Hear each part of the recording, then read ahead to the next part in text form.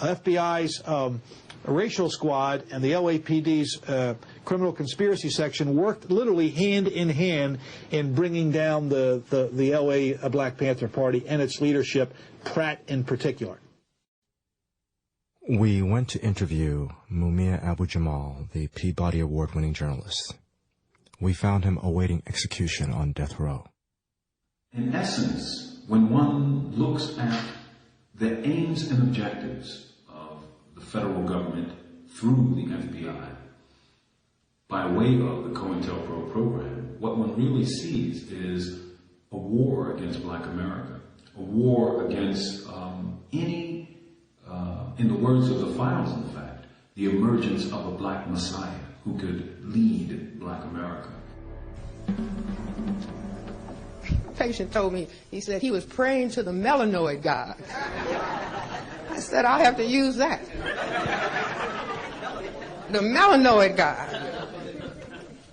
So pray to the melanoid god and say, God, help me to like myself.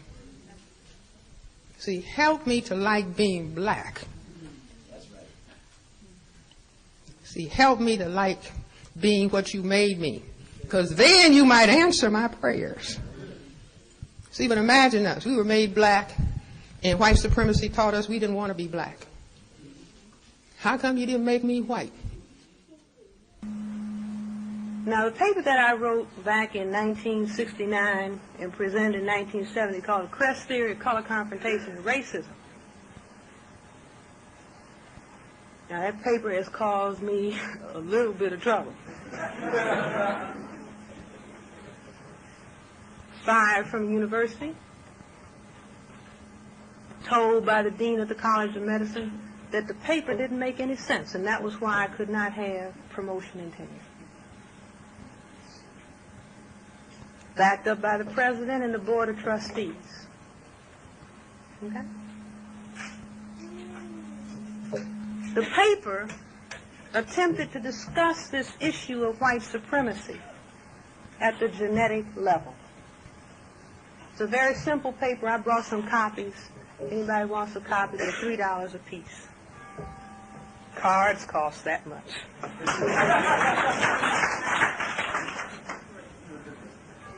But the paper attempts to look in about 13 pages.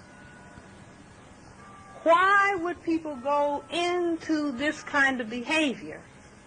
And what is the necessity for the behavior? See, instead of jumping up and down and being angry at people who say they're white because they're practicing white supremacy and just, be in a constant mad state. Enough of that. Enough of cursing. Enough of picket signs. Are we tired of walking and we shall overcome? But we don't know how.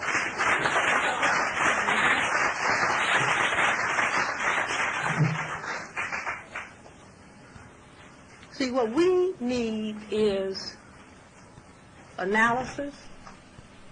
Analysis. That is what we need. Hopefully, we have done a lot of that. Logical, accurate, counter-racist analysis for 17 plus years since the cows returned to the airwaves. Context of white supremacy, and when the cows returned to the airwaves, our second guest was Dr. Frances Cress Welsing. Number two.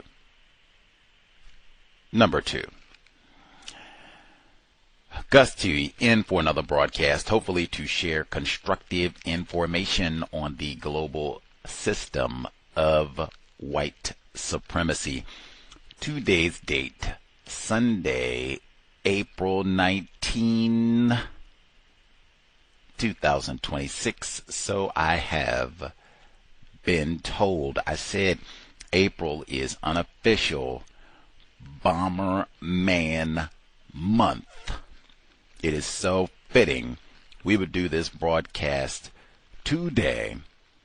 Drop the bomb on OKC Day, Tim McVeigh Day, Turner Diaries Day even, really.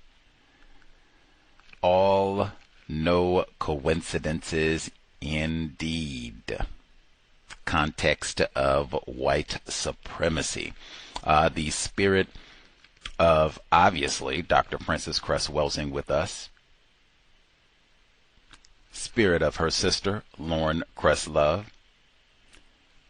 Spirit of their brother-in-law, Robert H. Lawrence Jr., who I just mentioned earlier this week. All important for so many reasons, and certainly for this broadcast. Reading nonfiction is more important than watching television. Massively. We did not get here today reading no fiction. Reading nonfiction is more important than watching television. Like, not even close. All of that's it. And if you need suggestions, like, well, read what exactly? What should we read? Hey, the context of white supremacy. Hopefully, we have been doing our job to assist in this effort for 17 years. We've had lots of authors visit us over that time period. So, books to read like Dr. Joshua Clark Davis, Police Against the Movement, the sabotage of the civil rights struggle and the activists who fought back. He was just a guest on the program right at the end of 2025. This is a very recent book, so I would definitely, should be easy to find. I would definitely encourage folks, nab a copy, read, study, maybe one to hold in your library. Say, what else to read? Oh, things like, what did we just finish in the Catherine Massey Book Club? Not even a book, dissertation, particularly for today, Pan-African Sites of Resistance, Black Bookstores and the Struggle to Represent Black Identity. Dr. Colin Anthony Beckles, the late psychiatrist and Black. Dr. Welsing is mentioned in that book at least 4 times. She's talked about repeatedly in the body of the text, hanging out in black bookstores and talking to black people about racism. That for sure will get you in trouble with racists. But she's mentioned repeatedly. Her book is mentioned, as is Mr. Fuller's book. We just finished that dissertation in the Catherine Massey Book Club. And even though this is not a book, but, or actually I have one more book, and I will share, obviously, if you have not read the ISIS papers, certainly that would be one to read. The dedication to the ISIS papers. This work is dedicated to the victims of the global system of white supremacy, racism, all non-white people worldwide, past and present, who have resolved to end this great travesty and bring justice, then peace, to planet Earth. If you do not understand white supremacy, racism, what it is and how it works, everything else that you understand will only confuse you. Neely Fuller, Jr. United Independent Compensatory Code System Concept.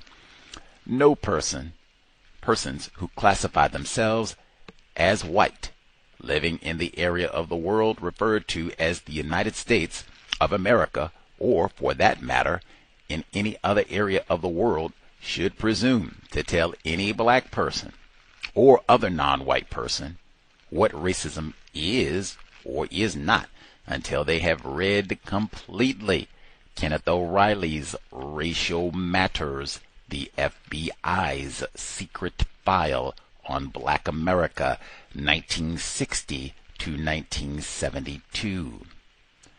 No black person living in any area of the world referred to as the United States of America should discourse on racism or deny the conspiratorial dimensions of the local and global system of racism until she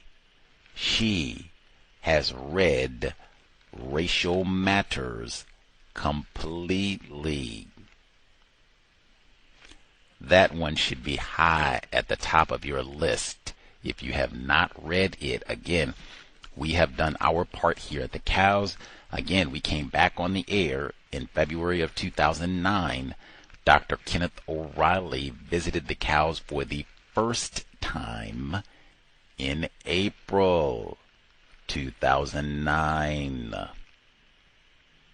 And then he came back again, third time around, springtime 2022. So we've heard from him a number of times, and even I literally just contacted Dr. O'Reilly because of the hissy fit that racist suspect James DiEugenio threw on the program.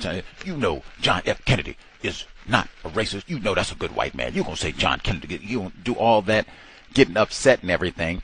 I said, man, I read Dr. Kenneth O'Reilly. Dr. Welsing told us she didn't even mention Nixon's piano, but I said, hey, if she's going to say read Racial Matters, Nixon's piano is all about racism too. I should read that one. Racism and minstrel shows. Yeah, I'm going to read that one too. Especially if it's got a whole chapter about don't you let nobody get away and try and tell you that JFK was not racist. Psh, come on. Come on. Not all white peoples is racist. Well, JFK ain't on that list. Scratch, start again. But we did our part. Dr. Kenneth O'Reilly, 3-time guest on the C.O.W.S. in the archives. And I will add, even though it's reading more important than watching TV, even the documentaries, we did start off today with a clipping from the excellent documentary All Power to the People. They do have some, not many, but they do have some films that are focused on COINTELPRO, what it is, how it works, who is targeted under this program, what are the different ways that they victimize black people, non-white people who try to counter racism. But they have books. Racial Matters is one. I would definitely recommend read the books. That some of the films are great. All Power to the People is great. You can see some of the people that they're talking about, and you can hear Mumia Abu-Jamal, as we did. Jim McCluskey, white man, talking about the FBI and the LAPD working in conjunction to take down the Black Panther Party, viewing them as a threat. Lots of that, some of that is in Dr. Joshua Clark Davis's book. In fact, that's the emphasis, the role of local police departments in having surveillance on black people, sometimes killing black people, that sort of thing. Not just that this was a federal job, but also the long history of local police departments spying on and keeping observation on radical black people and or just black people, period. But All Power to the People is great and important because that snippet with the white man Jim McCluskey at the beginning, he talked about the LAPD coordinating with the FBI to take down the Black Panther Party in California. The audio snippet that we heard two from Dr. Welsing. We heard one where she talked about the melanoid god. That was from her final lecture at the Welsing Institute, Howard University, Washington, D.C. But that second piece where she talked about the publishing of her paper, the Cress Theory of Color Confrontation and Racism, White Supremacy. That was from a talk that she gave in 1982 in Los Angeles. Dr. Welsing was in LA often enough. She was at Compton Community College. I played a snippet from that before. She was at S&Y Books all the time. She was mentioned in conjunction with going out there and doing lectures and such. I bet she's got a file in the LA Police Department as well. That would just be my gander. I haven't investigated what that would be my gander, just knowing what I know about how they surveil black people, especially, LA. Anyway, but reading more important than watching television, and we would not be here today without Gus T doing a lot of reading. And really, I would say any non-white person victim of white supremacy, especially if you're classified as black. If you're serious about replacing white supremacy with justice, COINTELPRO is for sure a topic that you should investigate, you should know about, like not a little bit, like quite a bit. That should be one that is not just, well, I watched a few things on YouTube or Netflix or whatever. Like, that should be one for sure. I read, Dr. Welsing said you shouldn't even talk about racism if you haven't read Dr. O'Reilly's book. So I read that one, and then I read some of the other newer books and what have you, and other reports and essays or whatever else. But that's one that I actually did do some digging on. That is really serious. And I think if more of us studied COINTELPRO, maybe, I'm just taking a gander, same way I theorized, I bet LAPD, they probably do have a Dr. Welsing file, if it hasn't been destroyed. I bet more non-white people, victims of white supremacy, would be willing to accept or at least think about. Maybe it's not true.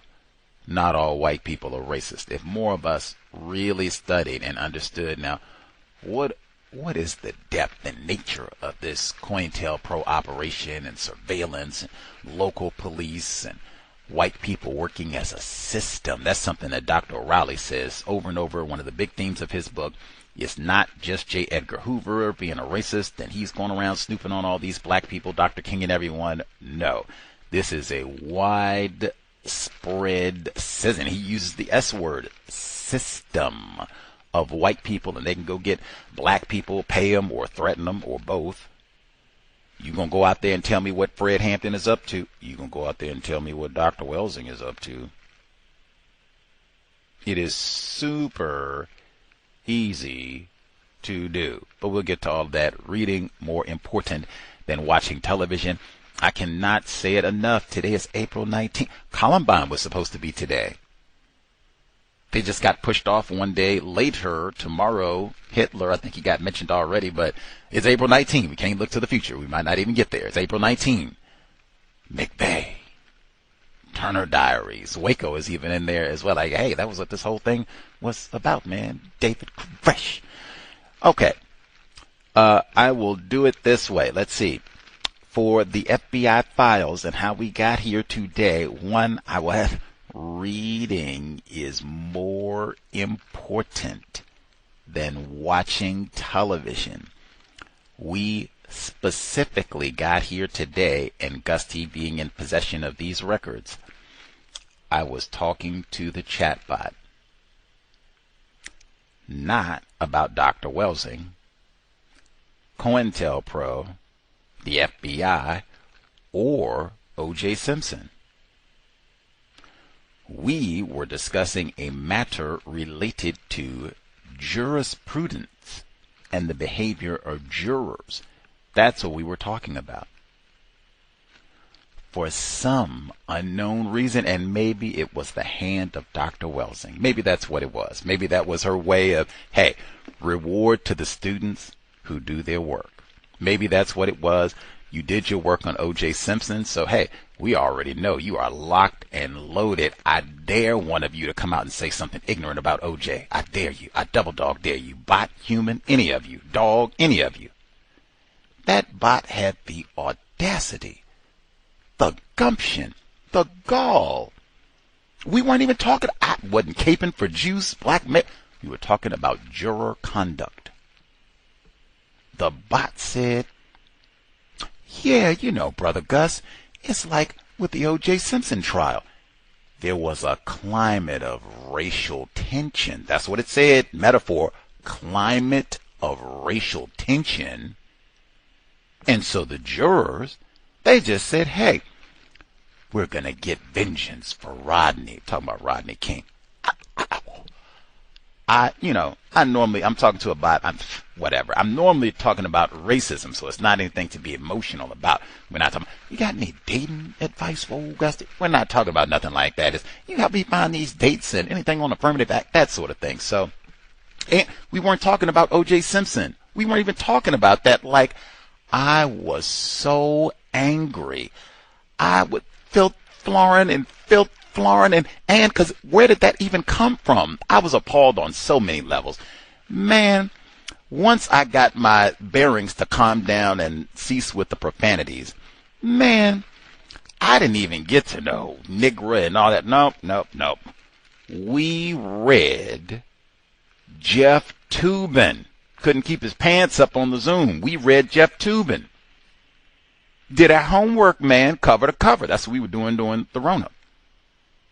I said, man, did Mark Furman get on the stand when asked questions? When asked, Mr. Furman, did you plant or fabricate any evidence in this case? Did he answer, I'm going to take the fifth. That no count sniveling bot. Yeah, you right, Brother Gus. That did happen, brother. I said, so I'm going to get it. The jury, they didn't hear that. The jury said, we remember what you did, Brother Rodney. We're going to let you. They didn't hear one of the lead detectives get up here and say, hey, I can't even tell you. Nope, I ain't planting nothing. I ain't fabricating no evidence. I said, whoa, wait a minute. I'm not done, and we ain't got nothing to say about no Nigra. You can have that. Pretend he didn't even say it. Are you telling me the jury, they were trying to get one for old Rodney? This is the trial where the judge excoriated the white officers, including Mark Furman, for lying on the search warrant? Is that the case you're talking about? That no count sniveling bot. Yeah, you right. That's the case. You right, brother. I said, I thought the normal protocol in a case, you lie on the search warrant. What they said, you got dirty hands. You ain't even supposed to have that evidence. We would have never heard Johnny Cochran, the late Johnny L. Cochran Jr. We should have never even heard him say nothing about no glove, because that should have been tossed, right? You hear my blood? Oh my God. I was so mad. That sniveling butt. Yeah, you right. The judge did excoriate them for lying on the search warrant repeatedly. I said, that's the case you're telling me. The jury dismissed all of that. This one for Rodney. Are you out of your mother flipping mind? I'm trying to give you I was furious. Oh, we weren't even talking about O.J. Simpson. Who brought up O.J. Simpson? There have been lots of jury trials since 1995. It's been 30 years. Who is stuck on O.J. Simpson? Especially if we're going to be trying to suggest that Negro did it. Are you out of your flipping mind? After I calmed down, which I might need to do right now, once I kind of reeled it back in and we went over all this, that sniveling bot, I guess this was let me get right, my bad for being racist, and they algorithms and all that. Let me get right. The bot says, Gus T, the FBI vault released their O.J. Simpson file in 2024. It's 500 pages. They don't have no evidence he did it either, Brother Gus. What? And then I was pissed because you said what? You know that they got the 500-page FBI file, which they do, no AI slop. You know this. I didn't at the time. You know this, and you came out of your lame brain, racist AI mouth and said the jury, they got one for Rodney. Are you? Woo! I had to calm down, get my one, and I said, okay, he is trying to do right. He's trying to do right. Where's the 500 pages? Gave me the link. This is not AI slop. Downloaded it immediately. Are you serious? One, I even had to pause. I guess it might have been transfer. I even got mad at non-white people on this one. Like, man, we interviewed F. Lee Bailey before he died. We read Jeff Toobin. We interviewed a bunch of people around O.J. Simpson. I bring this case up all the time. Nobody saw the FBI released 500 pages, and don't nary a sentence say, the mighty FBI, we couldn't find a kernel of evidence that O.J. done stabbed anybody. Nobody saw that? Or you saw it and didn't share with Gus T? Man. I shifted my anger back to the bot, calmed it down. I'm like, what? I'm looking through this file. I am mad that I didn't see this. I go look, ESPN talked about this, like lots of goofy outlets talked about when they released this file. So we're going through and like, are you serious? Look, what are some of the highlights as I'm looking through with the bot? Because it's 500 pages. So I'm going through. It's like, oh, you got to look at the part about the shoes. Like they went out and they're trying to say, hey, did y'all see Brother OJ buy these shoes? They couldn't find nary piece of evidence. I could talk about the OJ thing all day long. That's not why we're here. But anyway, that is how we ended up here. The FBI has a vault, V-A-U-L-T. Any popular person, case, O.J. Simpson, Dr. Martin Luther King Jr., Timothy McVeigh, Mumia Abu-Jamal. Enough people, one, if they're popular enough, it's supposed to pop in the vault when they die. Hey, you can go, open information, transparency, all of that stuff. And or if enough people request. Now, as I understand it, it's the rule of 3. Once it hits 3 or more people have made a request for documents regarding a person, event, they make it public, it goes in the vault. Now, I do have a bit of a head scratch, like, I guess OJ had just died. OJ, that's at 2024. OJ just passed away. That's how they popped up in there in 2024. And I guess quickly, because everybody knew OJ did it, right? You and the bot, yes. And Toobin, everybody. Oh, get out of here. Anyway, so once I become aware, oh, the vault, that's so fascinating. I start the brain computer. There should be lots of people in the vault. Dr. Welsing in the vault? No. She's been deceased for 10 years now, unfortunately. Why is she not in the vault? She did all those television programs, Phil Donahue, and she traveled all over the world, did goofy podcasts like this one 31 times and all these other networks and such, and book that sold for decades and still selling at Amazon. Why would she not pop up in the vault? Scratch? Okay. I had said before, 2022, it was right after the passing of Bill Russell. I said, every victim of white supremacy, you should file a FOIA request. I said that immediately after Bill Russell died. Hey, they call me a subject matter expert. I said that right after he died. I researched COINTELPRO. I know Bill Russell got a file. We should get that. That's what I said. As soon as he died, we should file, all of us should file a FOIA request. I did not file one immediately, although I did. I went to the FBI website, the address EFOIA.FBI.gov. You'll see the details on the page and such. I suspect you could probably do this from your phone.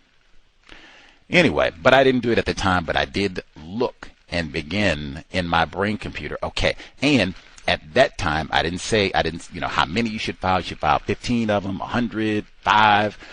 I just said we should all file one. I think I was even thinking of it as like a bucket list type thing. Like one time before you die, file a Freedom of Information request. Scratch, redact that. If you are a victim of white supremacy racism in an environment dominated by deception and one of the big parts of lying, concealing constructive information. Nobody does it better. Racist man, racist woman, racist child. As such, we should file, I said we should file one FOIA request per year. I'm just looking at my screen now for the requests that I have. I'm not going to count them all, but I am going to count. Now, that's 1, 2, 3, 4, 5, 6, 7, 8, 9, 10, 11, 12, 13. I'm going to stop there. I'm not going to count them all. I didn't count them all. I'm just stopping at 13. I submitted all of these this calendar year. Now I could say I'm good for the next 13 years. Well, actually, more than that, because I got more. I'm going to tell you, I cannot guarantee you, are you going to file another one today? I hope so. If I can steal a little bit of time. Again, it's really not that, I'm telling you, I filed 13 this year. Now it's April. Even if so for a month. Can't be that hard. It's about one a week. It can't be that hard. It really is not that hard. If you can do like DoorDash, Uber Eats, get a driver's license, get a library card, it really is not that hard. Like, really, the most difficult thing might be you have to get a proof of death. So you have to go and get like an obituary, something like that, PDF, attach that with the document. But I think a typical, it's research. I think if you have a high school senior who is functional, who can read on level, reading comprehension on level, they can read, type, use a computer in an intelligent manner, as though they could fill out a college application or job application or driver's license application. If they could do any of those skills as a competent 17-year-old with minimal assistance from an adult, they could complete a FOIA request. I have no doubt about it at all. In fact, I think the first 3 pages are just like your information, not even that you have to do anything cute or type the typing that you do is just about you.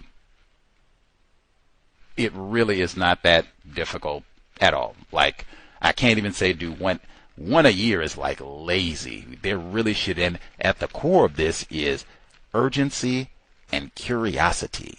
We should be super curious about all kinds of things because racists deprive us of so much information. So much. Hey, I didn't even turn the television off. Like, you want to know how easy is it? I did not turn off the television to do the FOIA request to get Dr. Welsing's documents. Facts. If it's really like, this is really serious right now, I turn the TV off. The FOIA request, I don't think I have ever turned the TV off. No FOIA, like, wait a minute. Not going to interrupt my Netflix and to do no FOIA. Like, we can do it. It's not that serious. Plus, once you've done it, if you like, really, it really is not that. We're going to keep the TV on and we're going to knock about 15 of these out. Show you better than I can tell you. Did I give the address EFOIA.FBI.gov?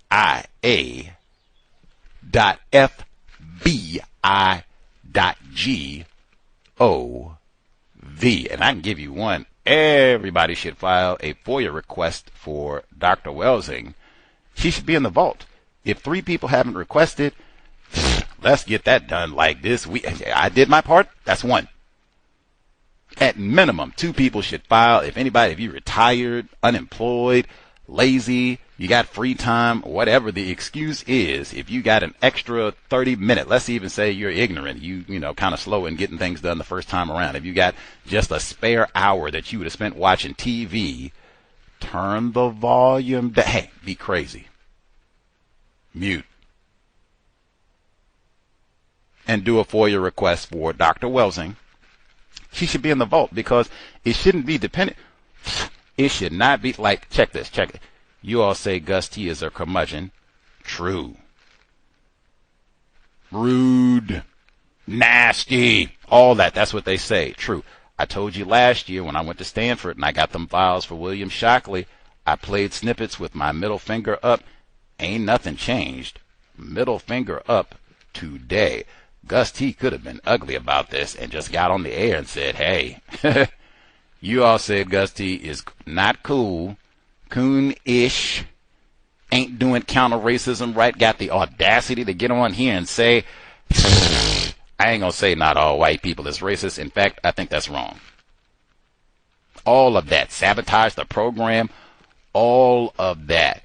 Well, get your own files. I could have done that. Don't have to tell you nothing about what's in them.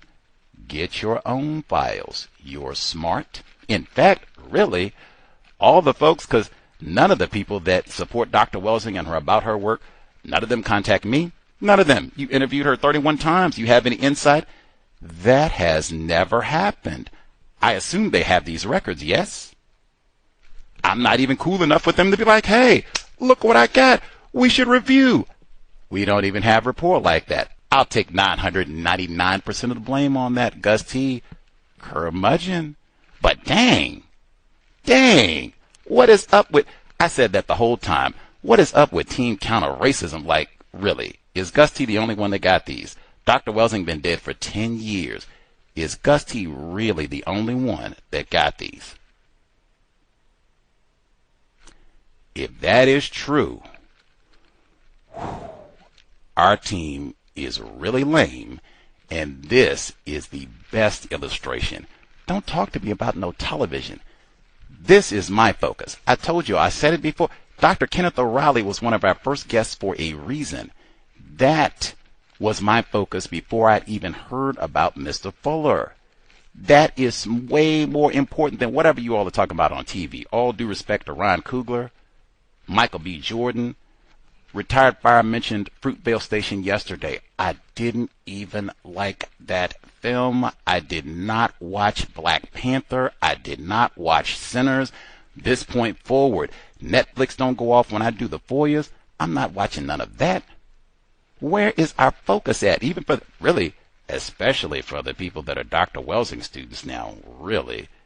Is that what this is? I posted when I got these online, and it seemed like nobody else had done that. Like, really? Really? Gus T as well. Same thing I said the other day. Like, well, coon, it took you 10 years to get him. True. True. Be better. All of us be way better. And if somebody did get these files and not share, like, WTF, that would be another one. I could have done the same thing.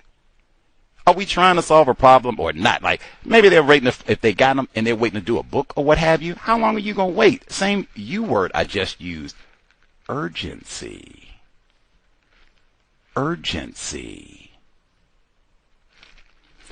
Anyway, don't send me nothing about no TV. If you want to talk to me about FOIA requests, research projects, don't send me like ever, or sexual intercourse with white people, like especially for Dr. Welsing. People talk like that's the only thing Dr. Welsing spoke about. Man, be serious. Third generation physician and scholar. Like, don't just try and sully her just to talk about no sexual activity. Like, that is a total disgrace. That's another one. Don't talk to me about nothing about that. Let's be serious. Be urgent. File your FOIA request. Now, important dates for understanding the FBI files that were released to Gus T. 1970, I think she said 69 in her audio report. 1969, the Cress theory of color confrontation and racism, white supremacy. 1971. That's important because the ISIS Papers as a book, that did not come along until like decades later. Dr. Welsing published lots of articles, like she published in newspapers, journals, that back then it was the newspaper was, like texting and such, being on, or social media and all that.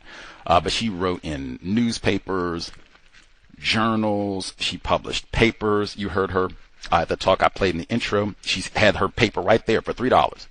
Had the paper right there, but that is significant. She has not even got a book out until decades later. 1971, the FBI's COINTEL operation is publicized. You have white people in Media, Pennsylvania. They break into one of the, I guess, poorly guarded FBI field offices. I guess importantly, they do this on the night of the Joe Frazier Muhammad Ali fight, unless my memory is bad, because they knew that people would not be paying attention. They'd be watching privileged black males get brain damage, and so they were able to sneak in and get all these files and make the public aware of what the government was up to. That's 1971. 1 year later, 1972, you have Watergate. Massive scandal. Don't have time to go into all that. Some people, important scholars, connect that importantly to John F. Kennedy and other aspects of the global system of white supremacy. The John F. Kennedy assassination specifically. We don't have time to get into all that right now, but that's 1972. 1973, the long-running Tuskegee syphilis experiment is publicized. Now, it had started back in the 30s, just the public is made aware of this in 1973. Dr. Welsing, third-generation physician, I am sure she had lots to say about that.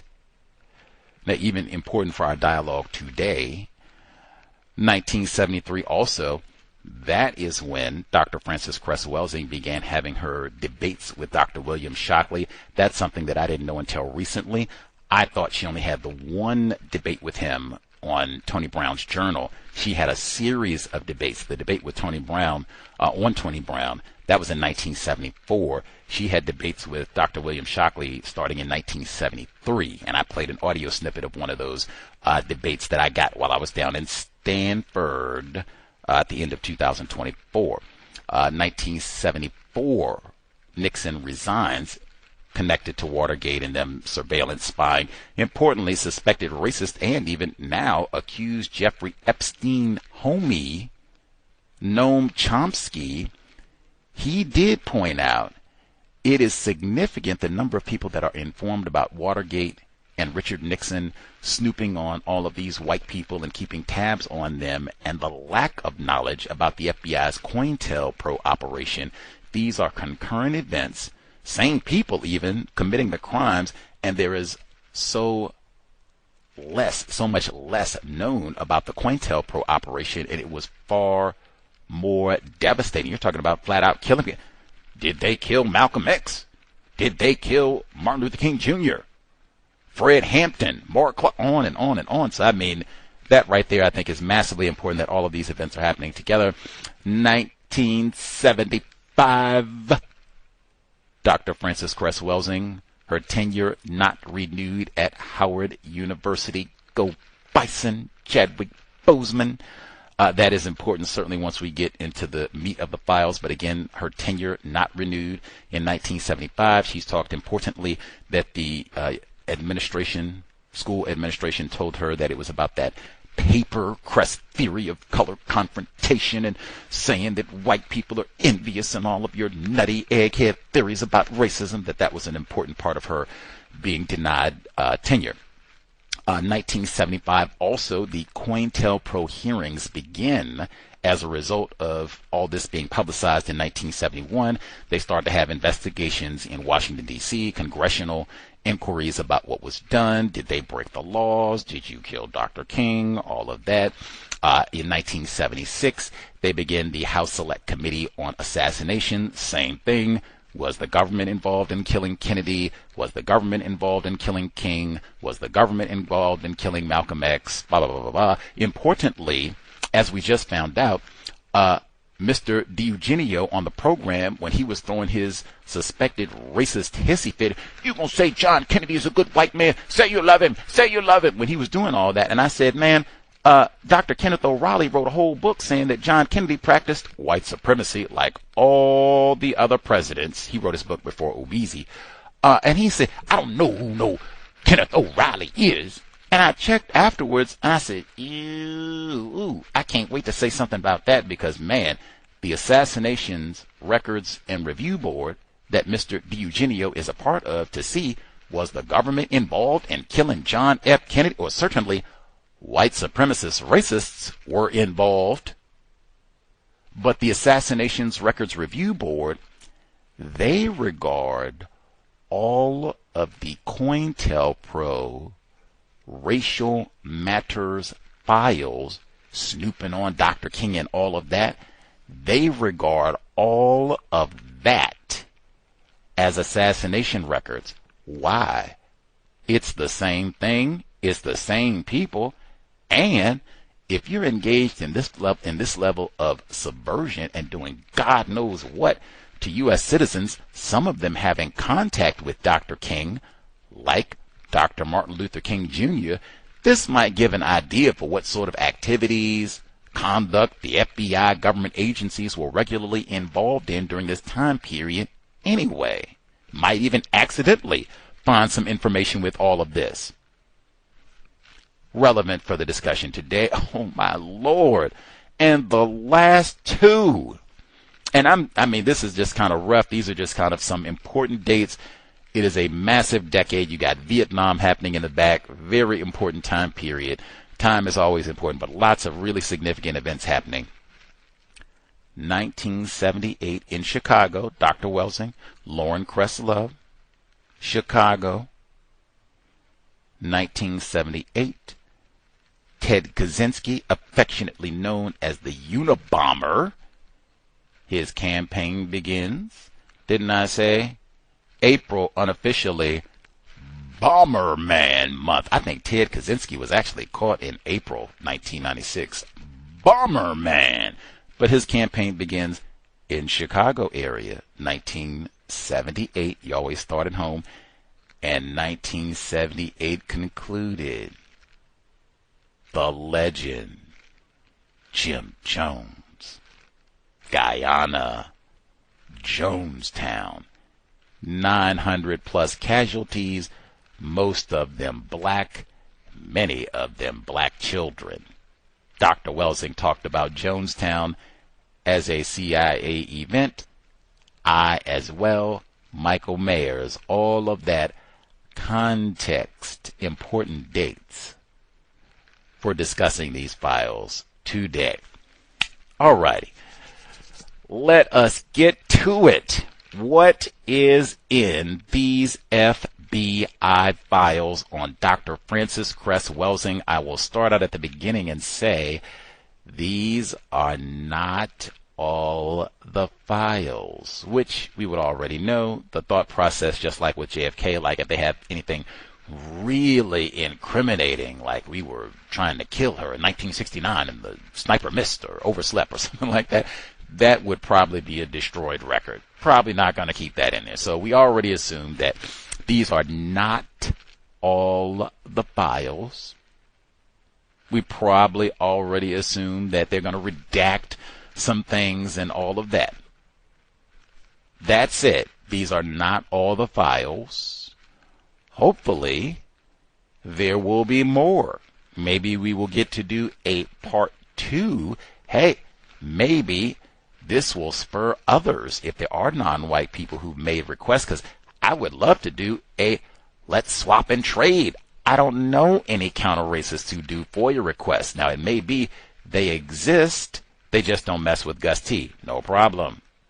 But I don't know any of those folks. And when I shared that I got this material, I didn't hear one person say, get out of here, man. We did that 5 years ago. I'd have said, oh, my bad. I'm trying to catch up. That's all I would have said. I didn't hear that.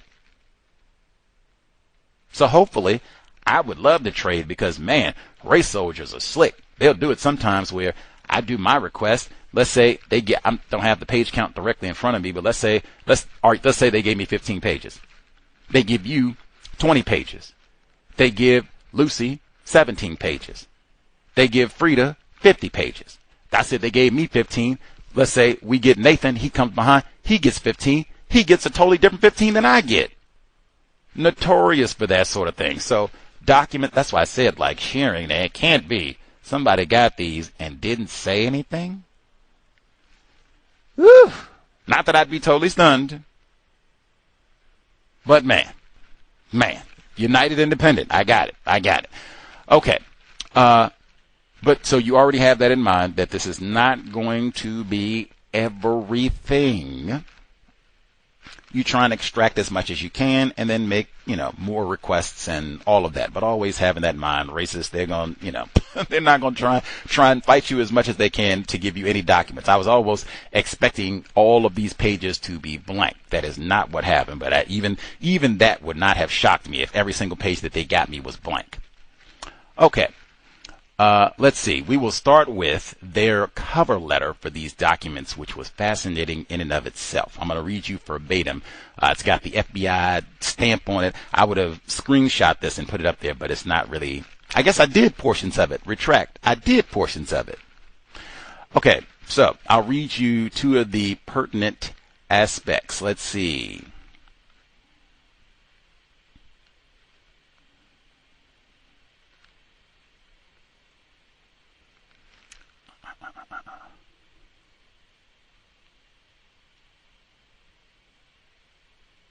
Okay, here we go, right there, right at the top. In an effort to provide you with responsive records as expeditiously as possible, we are releasing documents from previous requests, plural, regarding your subject. We consider your request fulfilled. I do not. Already remedied. Since we relied on previous results, additional records potentially responsive to your subject may exist. If this release of previous released processed material does not satisfy your request, continue requesting, which I did. It's already remedied. But see, even that. Now, like I keep saying, so did someone already request these and they just didn't tell us? They didn't share. They didn't do no podcast. They didn't do no book. Did they share and we just missed it? I looked online, Dr. Welsing, FBI files. I didn't find nothing. I would have shared that immediately. One, even just real talk, I felt in danger once I had them in my possession and I recognized like, ooh, these are not blank pages. Like, need to tell like as many people as possible quickly that you do have these in case something happens. Gus T did have these files and other people should get them immediately. I did not, just for, not even on I want to share and I love my black brothers and sisters, like just for personal safety. I did not think this is one that you just want to, because I mean, they know you have the files at this point. They gave them to you. So I didn't think this was one to be quiet about. And counter-racism. I did not think this was one to be quiet about. We should share. Okay, so that's one. And even with the other requests. Now, as I had to process, because I had to think about that, like, what is going on here? Did somebody, are they working on a book? Are they, what's up? Was it white people who requested? Because white people, they do a lot of FOIA requests. Was it white people who did this? Maybe.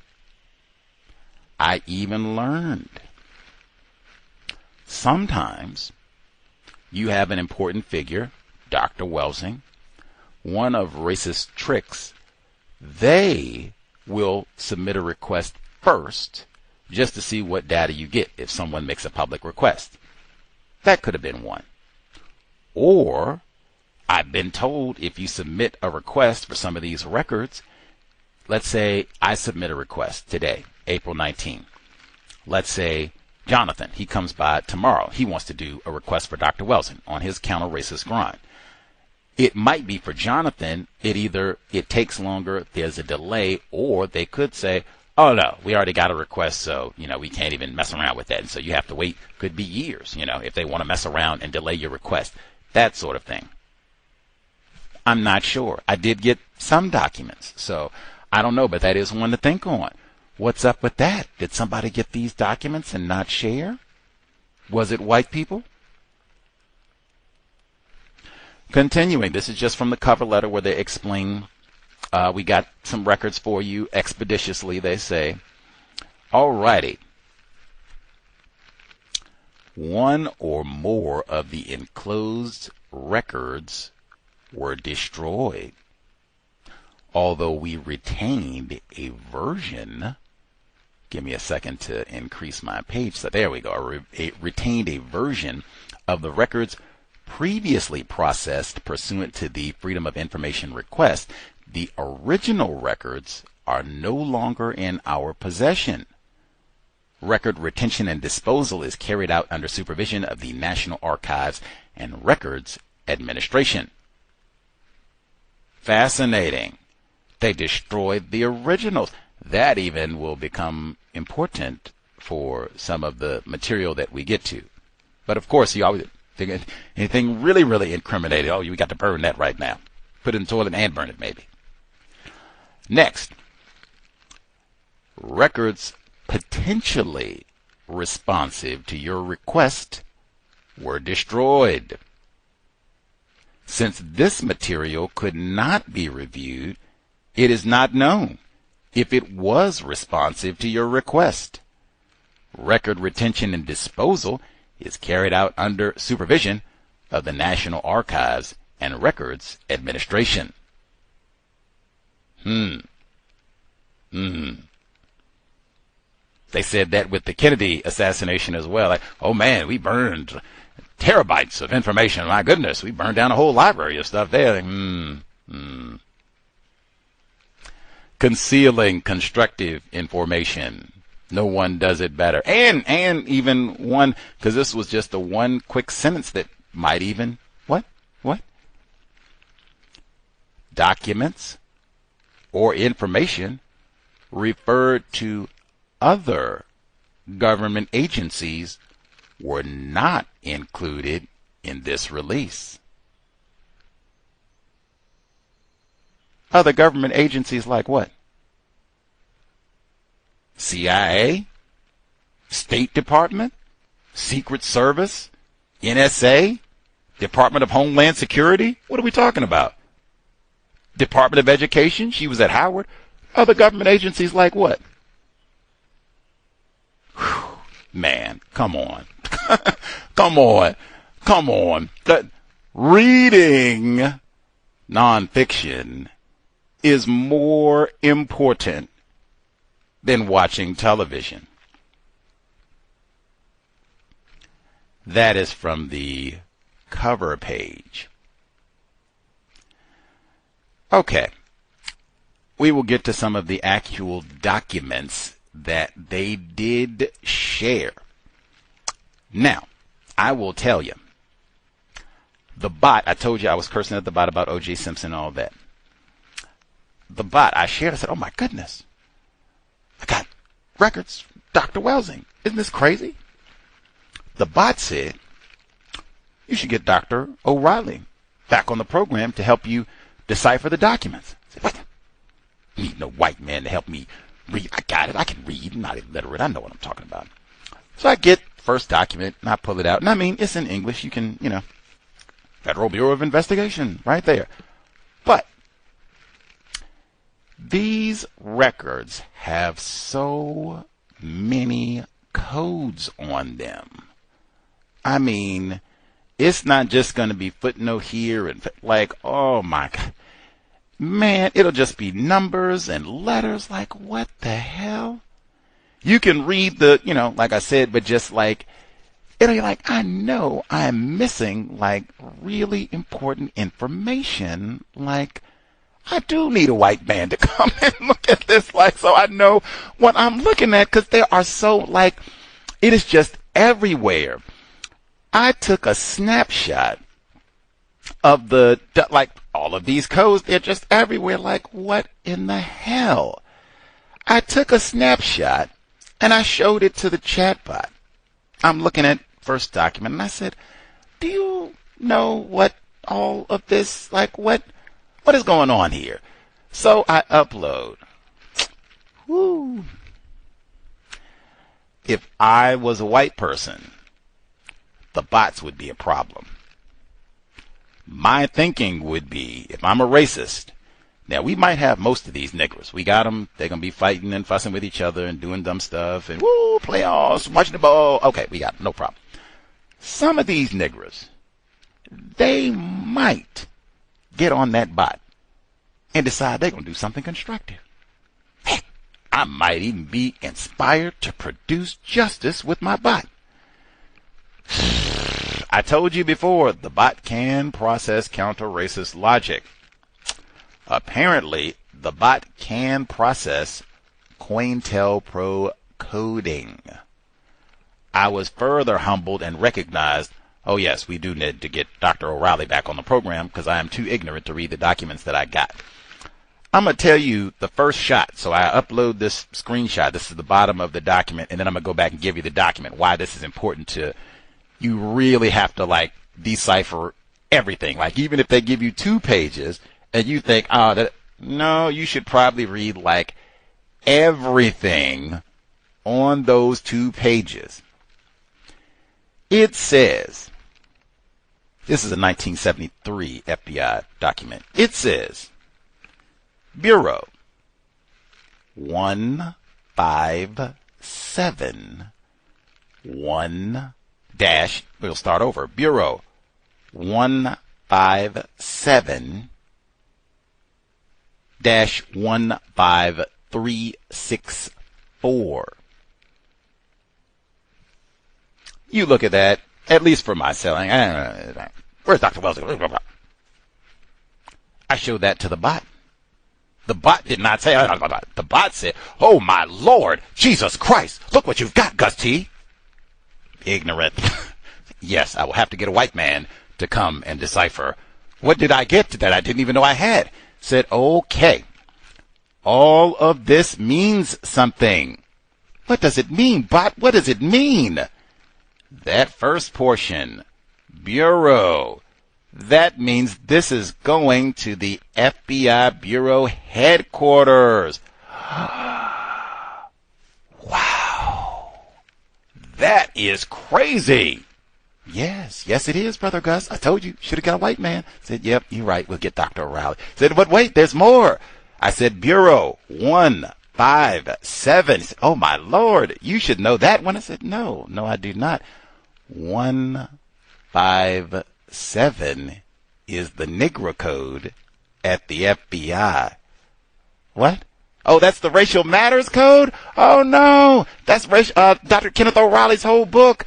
Yes, 157 is the Negro code. Man, just that alone. Now, the number is important. 157, super important. You start looking at COINTELPRO documents. Woo! 157, 157, 157, 157. Oh. But the Bureau, the director. Wow. Whoa. Don't be ignorant, because the bot said, wow, you don't even know what you have. No way, I do not. So, FBI Bureau Headquarters gets this memo on Dr. Welsing. Gotcha. Part of the 157 Negro Racial Matters file. Got it. Who's listed as number 2 on this document? United States Secret Service. Whoa. And for Abraham Bolden. Whoa. The Secret Service is keeping tabs on Dr. Welsing? Whoa. What is going on?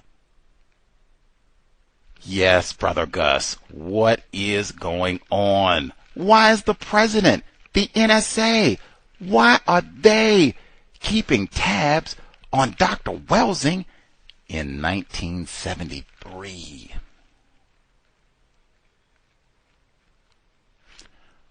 Wow.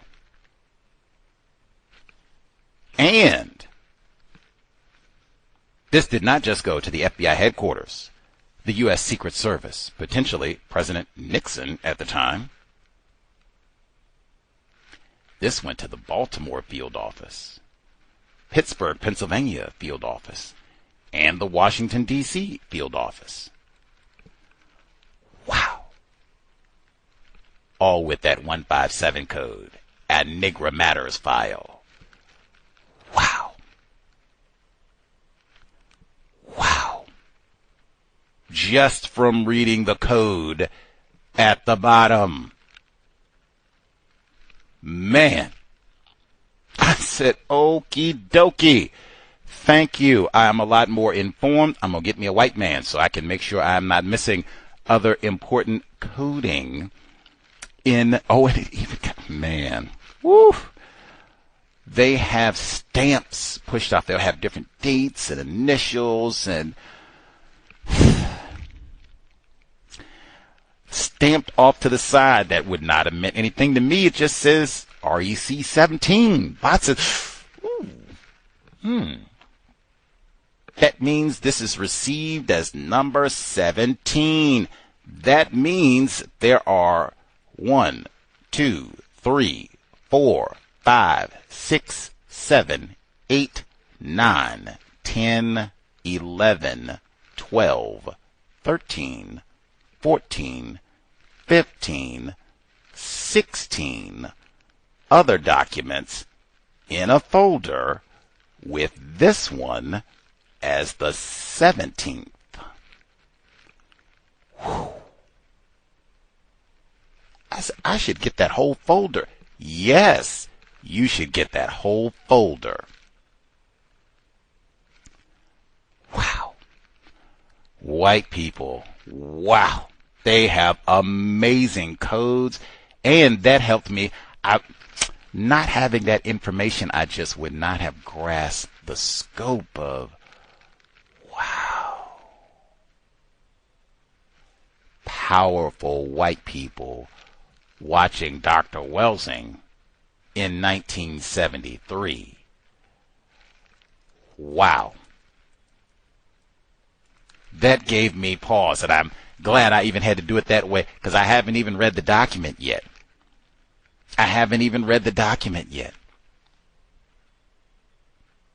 Let's get to the document. 1973, when Dr. Welsing is being monitored, so she would be in her later 30s at this point, about 38-ish or so. If you are, any of you all want to think, do you think you are so tough at age 38? President Trump better have a file on me. Secret Service better be watching me. Don't know what I'm going to say. Might publish and shake up the whole world, destroy the system. Any of you all think you were that tough at 38, 37, 39? The Grandcestor, Dr. Francis Cress Welsing. I did feel guilty for like 2 seconds briefly, like, oh man, I wish I hadn't been so lazy and got this when she was here. And it's like, oh, wait a minute. You could not have got this while she was here. You have to wait till they, okay, couldn't. But I should not have been so lazy to wait 10 years. That, just criticism. All right, now, let's get to the document from 1973. What did they have to say? That went to the Secret Service, FBI Director, field offices across the land. Center for Black Education, Washington, D.C. Walter Lively, as he is the reported owner of the property, Baltimore should intensify investigation of Lively and resolve his plans for use of this farm. Baltimore should carefully review the results of this investigation and submit a recommendation to the Bureau regarding an interview with Walter Lively. The results of the investigation concerning activities on the Walter Lively farm should be furnished to the Bureau by LHM under the caption of Walter Lively. Pittsburgh should intensify coverage of activities on the Walter Lively farm and make every attempt to identify those individuals engaging in target practice, niggers with guns. An attempt should be made to develop additional sources in a position to provide information regarding activities on the Lively farm. Referenced Baltimore Airtel advised information was received from a Baltimore informant indicating that the All-African People's Revolutionary Party, AAPRP, has an interest in the Lively farm. Stokely Carmichael, Kwame Ture, well-known black extremist, is attempting to form the AAPRP, which has as its ultimate goal the destruction of capitalism. Although no information substantiating AAPRP interest in the Lively farm has been developed through other sources, the Washington field office should target informants to develop information in this regard. Pertinent information should be furnished the Bureau and interested offices. Recipients are being furnished an extra copy of this Airtel to be used in the Walter Lively file. Note, in recent years, information has been received that gunfire, possibly from automatic weapons, occurred on the Walter Lively farm.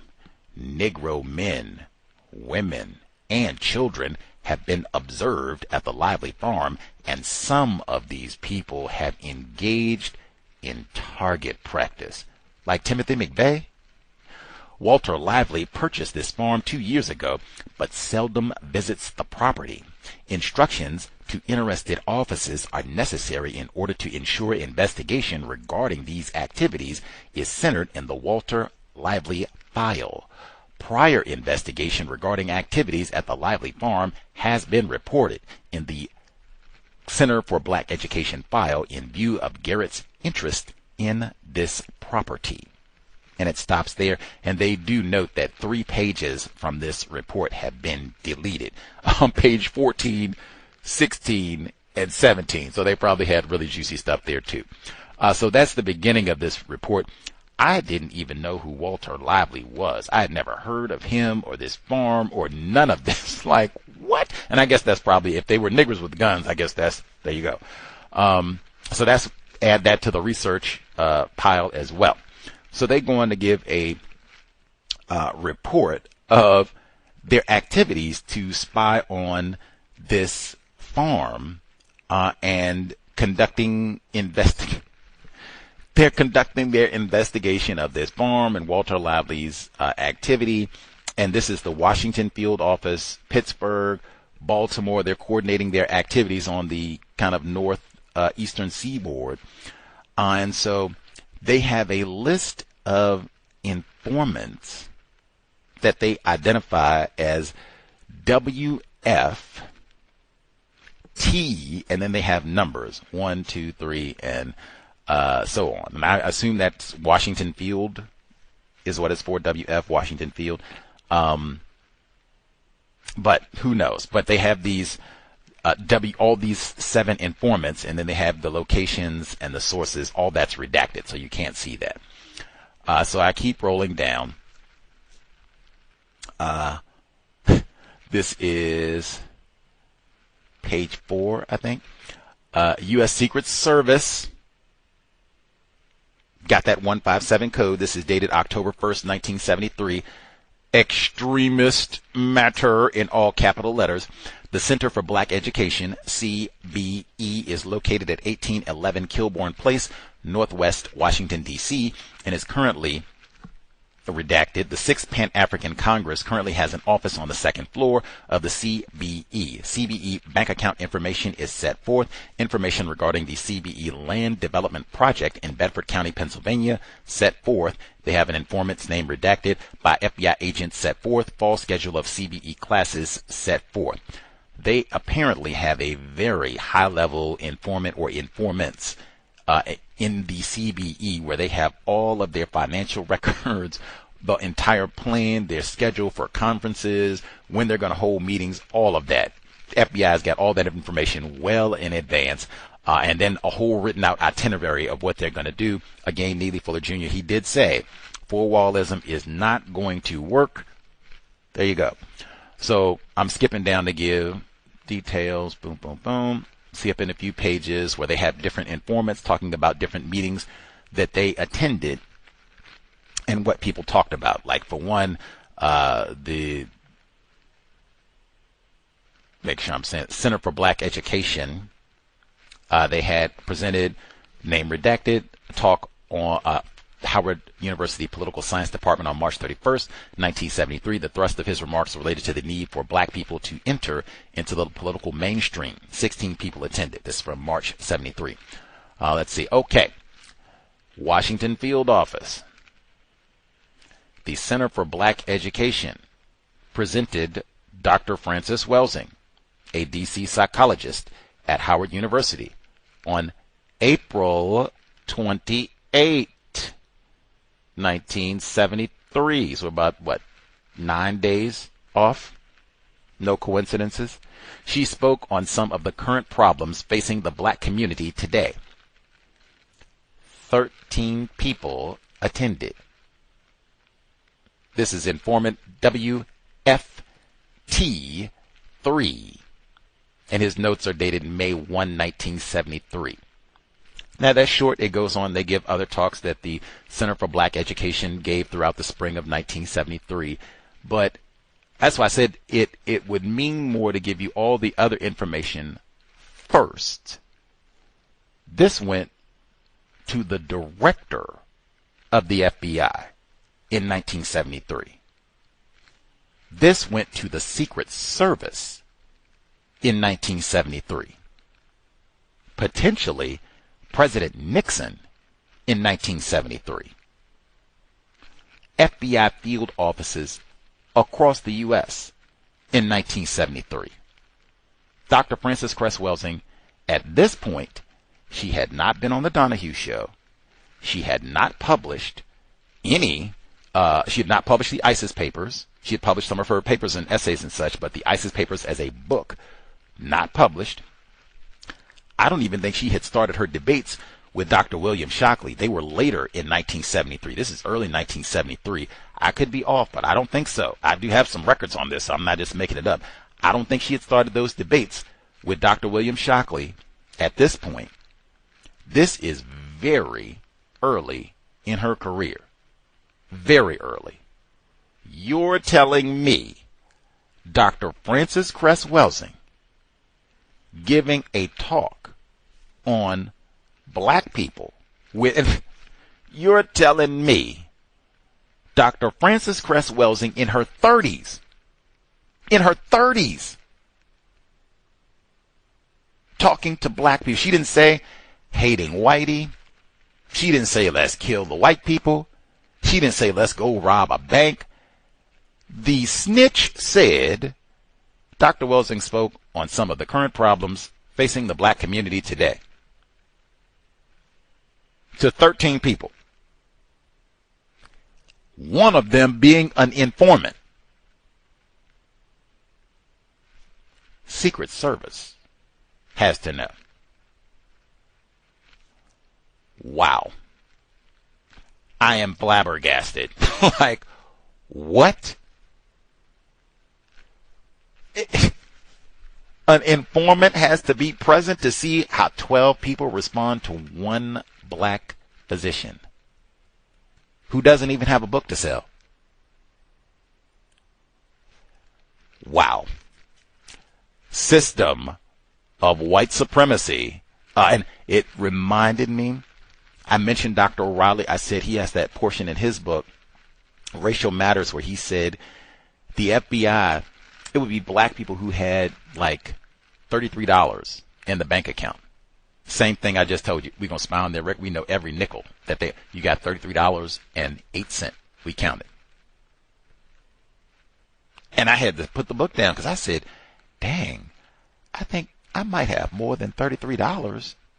So I was personally afraid. And then like, dang, I don't know. How much damage can you do with $33? Like, Even if we rewind, how much damage can you do with $33? Can you get like a plane ticket with $33? How many rifles can you get with $33? Man, 13 people, 12 people, and an agent. We got to get a report. President got to know about like, man, I had to put my head down. Like, and it did give me pause to say, man, if white people are that concerned, if we're that stupid, if William Shockley is right, if the bell curve is correct, hey, Dr. Welsing, get 13,000 people. You all are ignorant. We are white, and we're going to dominate for, hey, we'll sponsor you. We'll get you some comfortable chairs and great microphones and all that. It'll be wonderful. Help you sell a few extra of your little cornball books and everything. That would be the response, not this is an all capital letters extreme threat. This is an extremist. It's 12 people. It's 12 people. She's a medical doctor. How is this? What does it mean to be white? And the threat is a non-white person speaking logically about the system of white supremacy racism. That's 1973. I told you they give other informants and other people that they snitched on and watched and, whatever. Now, even I would have to pause. Now, you just heard me say, Dr. Welsing, 1973. She ain't been published. She ain't been on TV. Not a big star at this point. They got an informant in the crowd. One. How many of you think they got in the crowd after she went on TV? After she debated William Shockley?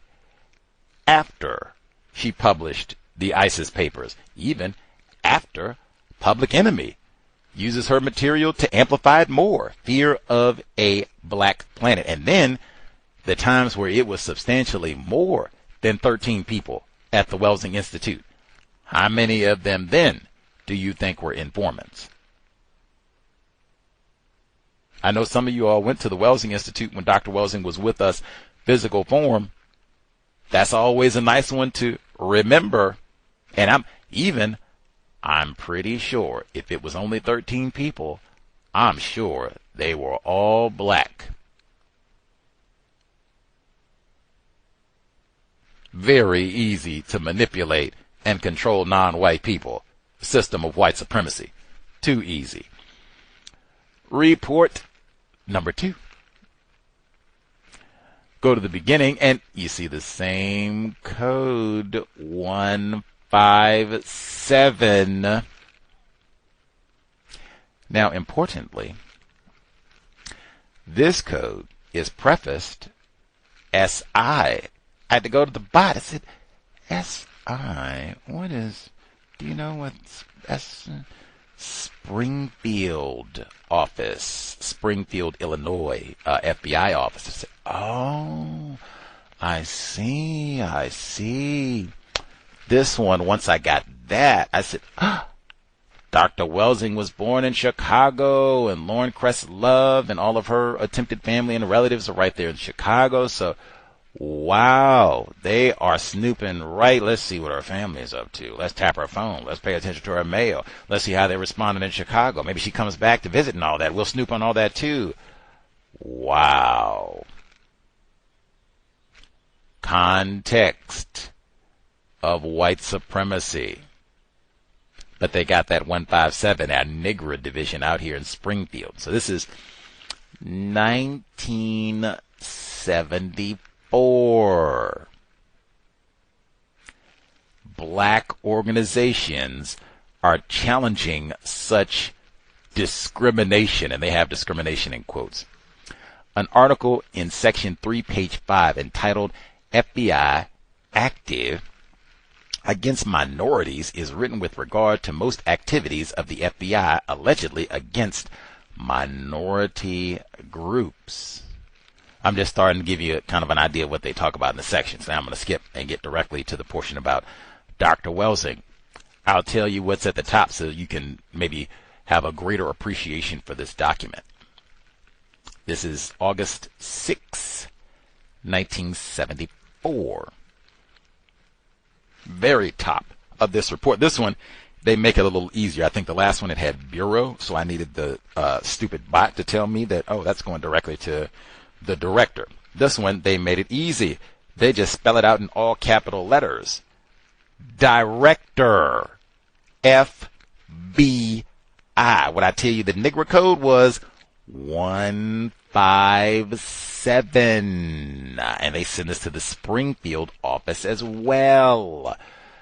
This one, enclosed for the Bureau are one copy, and I was a little upset that they didn't include the article, but we'll get to that. Enclosed for the Bureau are one copy of the Voice of the Black Community, Volume 1, issue number 28.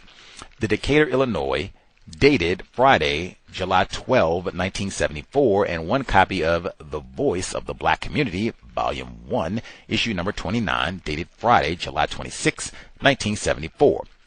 Volume 1, issue number 28, dated July 12, 1974, contains an article beginning in Sectional 1, page 8, in Section 1, page 8, written allegedly. I love that. Written allegedly by Francis Cress Welsing, M.D., child and general psychiatrist, assistant professor of pediatrics at Howard University, Washington, D.C., with regard to white racism. The article revealed that the study is entitled Cress Theory of Color Confrontation and Racism. According to the article, the study lays to rest many false assumptions that have existed down through the years. The article alleges to explain in a scholarly manner the confrontation between whites and non-whites in the world. Next, it goes to talk about the late, great Reverend Jesse Jackson. I even thought that was significant because, man, I would not have... Jesse Jackson is with Dr. King out at these marches and protests, and the Black Panther Party, Fred Hampton and Geronimo Pratt, Assata Shakur. These folks are out leading protests and all that, and in these rowdy organizations and all that, and toting guns and all the rest of it. Dr. Welsing is kind of a nerd. I mean, she wrote an essay. She's a psychiatrist. She teaches at the school. How is she, mentioned in the same breath with extremist Stokely Carmichael? Wait a minute. And again, she doesn't even have a book at this point. She doesn't even have a book. Now, by the time we get to 74, she started the debates with William Shockley and such, but she still doesn't have a book. She still hasn't been on Donahue. Are you serious? A black physician, third-generation physician? We got to have the director, and it's not Hoover at this point, but still. Yeah, and really, in my view, that makes it worse that it is not J. Edgar Hoover, that you have allegedly a whole new regime at the FBI, and they still spying on the nigger and any niggers, even a nigger doctor. We definitely got to keep tabs on you, President, Secret Service, everybody. What you up to? Who you talking to? Where you lecturing at? How many? Even if you talking to 10 people, put that in the law. You got 10 people right there, and then we foul on them too. Get foul on them too. System of white supremacy. Really, what does it mean to be white? White people do a lot of this too. Going to get the newspaper and see if anybody is talking about racism, white supremacy accurately. If so, we got to put a stop to that immediately. I think Dr. Welsing would have even appreciated that they mentioned her paper specifically. Cress Theory of Color Confrontation and Racism. Oh my God, we don't even need the whole book. Just the essay alone is another. We got to neutralize this nigger woman. Oh my God. Okay. We'll get to next. So now we've moved to 1975, and just for Gus T, I do not believe that these were the only times Dr. Welsing was spied on through 73, 74. Like I said, she at this point starts popping with these debates with William Shockley. So she's popping up on different radio programs and TV broadcasts and such, debating, and he's a Nobel Prize winner. So I'm very sure if they're watching her with 13 people and one of them is a snitch, now you're going to talk to a white Nobel Prize winner and professor at Stanford. Like, man, it's got to be a whole dossier on some of those. Like, man, where did she go? And what did she say? Who do we think won the debate? Oh, my God. How it turned in? What do you think people responded? What did they say in the... Like, man, give it up, man. Give up the rest of it. Let's see. This is from 1975. And, again, they made it easy. So, 73, they had Bureau at the top, where I had to get the bot to help me grab, like, oh, this is going to FBI headquarters for the director. From 74 forward, it just says director at the top. Now we don't have to, do no guesswork or nothing about all this. This 75 report, which is no coincidences. What date is this report? April 11, 1975. So we got all the 157 codes, our Negro Watch, blah, blah, blah. This report went to the Washington field office as well as the FBI director. Let's see. Attached herewith for the Bureau's information is a proposal for a Pan-African conference scheduled for July 11 to the 13th, 1975, to be held at a location yet to be selected. This was furnished by informant's name redacted, who has furnished reliable information in the past. Source advised that proposal did not originate with the All-African People's Revolutionary Party, AAPRP, Central Committee in Washington, D.C., but from the possible meeting sites set out and the fact that advance registration is to be sent to the CPAD in Philadelphia. I was trying to figure out what that abbreviation is for. Our source speculated the conference may be held in that area. Source did not know what the initials CPAD signifies. He was still trying to figure that out. Let's see. And this is another one where they say this report, they advised their Atlanta office, Charlotte, Chicago, Philadelphia, and the Washington, D.C. Field office, all in the loop, so you can see how widespread the surveillance of black people is, Dr. Welsing specifically, and then black people, in general at this time. Let's see. So they give their informant for the AARP conference that they think is going to happen sometime in July of 1975. They have given the FBI like all of the reasoning for why they say that they need this Pan-African conference, so they have all of that and the justification for why, and then the whole like itinerary for what they're going to do, like what sort of workshops they're going to do, what's going to be at the workshops, how many people, what topics they're supposed to cover, dates, times, locations, registration, all of that. It's all laid out like what they think is going to, all this will entail at the conference. Now, importantly, this is on page 4. Page 4. And this is greatly redacted. Possible workshop heads. They have a history component, education component, political analyst. All of this is redacted, who possible speakers for these different subjects would be. They have Stokely Carmichael listed for political analyst. Medical, Dr. Francis Cress Welsing, and it says in parentheses, mental health and a medical doctor, and it has organizing, keynote speaker, Stokely Carmichael, communication workshop. All names for the speakers have been redacted except Stokely Carmichael, Dr. Francis Cress Welsing. The bot thought that it was massively important that for this one, for Dr. Welsing, there is no mention of guns, shooting, hating whitey, none of that. What is listed? She was a medical doctor. It has her listed under medical, mental health, which is what, everyone talking about now, noting she is a medical doctor, which they noted in their previous 1974 report. How in the world we got to be keeping tabs on the Negro woman out here, Dr. Negro woman at that? We got to be keeping tabs, meaning the FBI director and field agents across the country. We got to be keeping tabs on that nigger woman. Don't know what she might say out talking to these black people and talking about health and how racism impacts you. We got to stop, put a neutralizer. She might get them all riled up or get them healthy, thinking correctly about the system of white supremacy, racism, and even how they view their health. That's just like a snippet, right?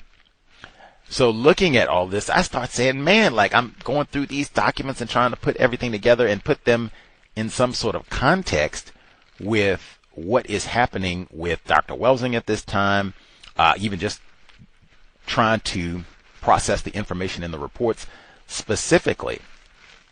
These are some of the things I was able to conclude just based on the reports, what I shared, looking at dates, who got these reports, all that, looking at what was happening with Dr. Welsing at this time. 1, shredding of documents. I read the FBI, they admit that they destroyed certain raw field notes from this era, most likely to hide, because this is very common, hiding illegal, invasive tactics, spying, concealing their informants, all of that, more dastardly conduct. I was even thinking, man, I would be interested in tracking just the informant WFT3 sitting in a room of 13 people in 1973. Like, dang, can you just track his file to see like other events? Did he go to a number of Dr. Welsing's events? Was he a regular? Go sit front row so I can hear everything, take good notes. 2, workplace sabotage. It is confirmed from FBI records. Dr. Welsing was under intent, and she was listed as an extremist and under FBI surveillance at least as early as 1973. That is 2 years before Howard did not renew her tenure in 1975. Now, I know people that thought, did somebody have anything to do with that, what have you? Man, if the FBI is around snooping and spying on you, and especially they say, oh, she was going to go and potentially speak about health, mental health, medical care, them radical Negroes, the Pan-African Conference and all that, and then she associated with them radical Negroes at the library farm and shooting and stuff. And matter of fact, that sort of thing, they just go and tell the folks at Howard, like, Dr. West, she was out there with them rowdy Negroes out shooting in the woods and everything. You really gonna give her a tenure so she can go and maybe she bring them up here and do some shooting? You don't need her on the campus with that sort of thing. Been watching you for years. Even Bot said, wow, Dr. Welsing just started her career. You already under surveillance. We gonna torpedo this before you even get started. You think you on the career track? Oh no, you on the update my resume track. Out here publishing, talking about racism. Who do you think? And third generation physician. I even began to wonder, were her parents under surveillance? Because they don't like black doctors. That's even true now. Third generation physician. Were her parents under surveillance? Grandparents? Do they have their own folders? 3, national. I've been emphasizing that as we go. You hear the number of different offices that got files on Dr. Welsing. Springfield, Illinois. Chicago, Illinois. Baltimore, Maryland. Washington, D.C. Atlanta, Georgia. Philadelphia, Pennsylvania. Pittsburgh, Pennsylvania. Charlotte, Illinois. Charlotte, North Carolina. I already told you, she got one in L.A. I already told you. She went to Compton Community College. She was at SO on books for years. I know she has got a folder, the L.A. field office. Like, man, to have powerful white people all across the country. We just have a whole team of people. Watch wherever you go, whoever you talk to on the phone, all of that. Why? Dr. Welsing said all the time, it's not about hating white people. Didn't she say that all the time? I could have swore I heard her say that all the time. It's about producing justice. Why does that make you a national security threat? White people dedicated to racism? Not intent on producing justice? Oh, okay. Number 4, I said it, and they got it in all capital letters. Extremist. She was cross-indexed, like multiple files, multiple locations. Extremist. That basically means like you're a terrorist. She is Tim McVeigh. We got to watch. We don't know what she gonna do. What? She is a medical doctor. Even it reminded me, like Dr. Welsing talked all that time about being shunned and the American Medical Association and being denied tenure at Howard. Like, man, is all of that the system of white supremacy and COINTELPRO? Did they go and lie and sneak some files to them, and you don't want that Negro over here? Or even they could threaten, hey, you better not hire that Negro. You had better shun that Negro. Out here talking about Cress theory of color confrontation and was all that COINTELPRO? Even the noise at her house, was that all of that the same thing?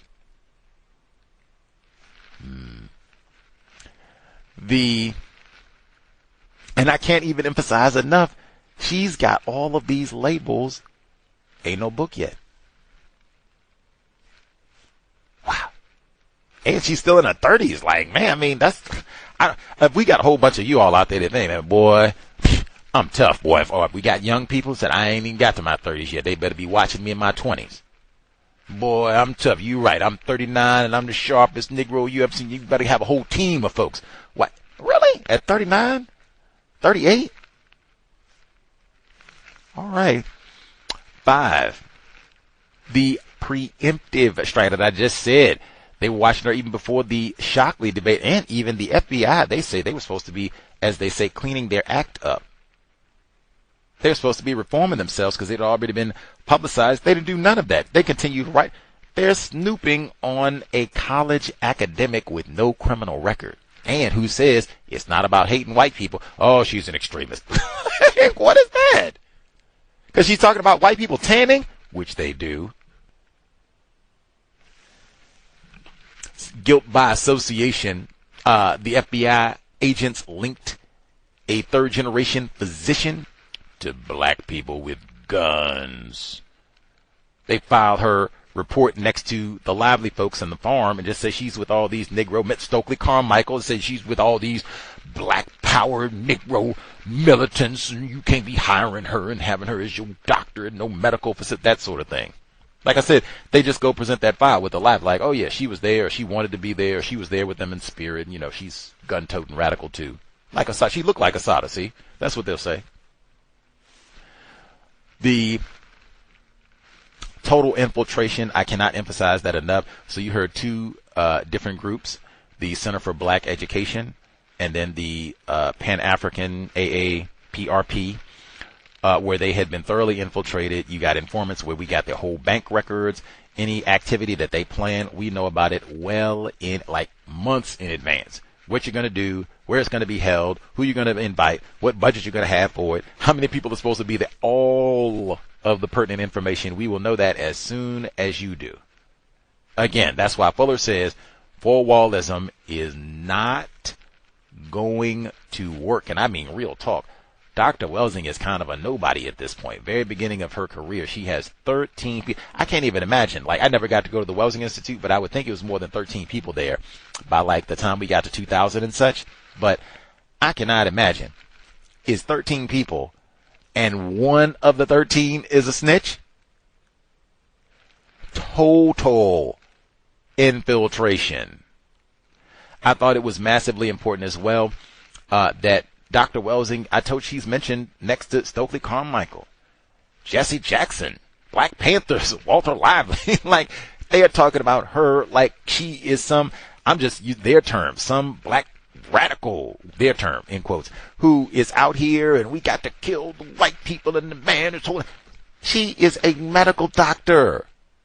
How is a medical doctor talking in a very clinical manner to 12 people about racism and health? How is that a threat to the system of white supremacy where you got to have a whole national dragnet around her? How is that? I'm going to tell you what that did signify to me. Man, the system of white supremacy will be replaced with justice. If Shockley is correct, if the bell curve is correct, black people, myself included, hey, Gus T, it took you 10 years to get these documents. You're right. Should have had them a long time ago. If we're that dumb, why are you spying on 12 people? If we're that dumb and this problem cannot be solved, all of this is a waste of time, right? What is peanut brain Jesse Jackson gonna do?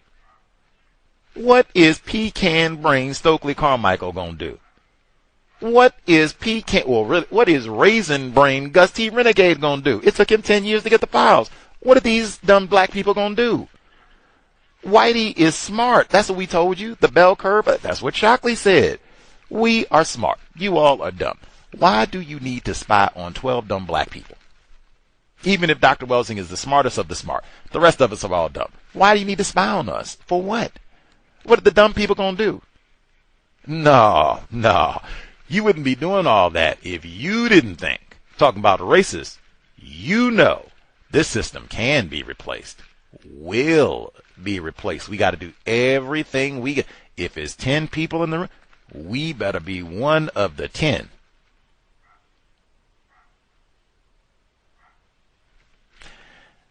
The global shadow, and just for me, Dr. Welsing had already gone to Germany at this point. She talked about that repeatedly. She talked to us about that when she came on the program. That was the gift that she asked for her parents, who probably got their own file. Said, hey, send me to Germany. That's my reward. I want to go and study Nazi Germany. I think for individuals who are not white, leaving the country might trigger a flag. I think I had read before, if you are a non-white person and you make international phone calls, that might trigger a flag where they have to keep an eye on you. Who are you talking to? What are you talking about? Global system of racism. You saying something you're not supposed to be talking about? What are you into? I think I had actually read that before, and I think the same would apply for travel, especially you call yourself traveling to study racism. Oh, man. We might have to flag you. German intelligence might have to flag you. Like, we got some nigger woman over here asking questions about what we knew when we were running the ovens over here. Do you know who? We're going to write her name down. Francis. Yeah, we're going to take notes on this strange. Yeah. She probably had a file for a long, and especially, I'm going to just keep going back to the basics.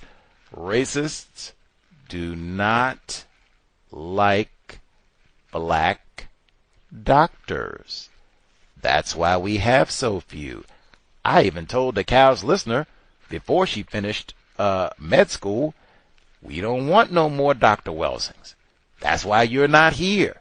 We're not trying to recreate that. We don't want to see that again. One was too many. Just her being someone, I'm about healing black people. We don't want that anywhere. Get out of here. Let's see if we can neutralize her immediately. Healing black people, and you want to talk about racism, honestly? Scientifically?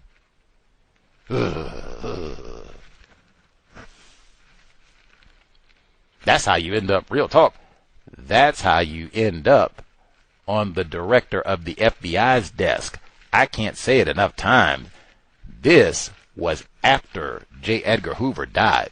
White people might try and, I think Dr. O'Reilly said that white people were saying like, oh man, we're going to do better, and oh, it's a disgrace, and what we did, and Dr. King, and all of that, and oh, we're going to do better, and we stopped all that activity, and oh no, we don't snoop on no niggers no more. That is a total lie. You're snooping on Dr. Welsing. Like I said, this continued years after J. Edgar Hoover was dead, so you can't even blame it on him.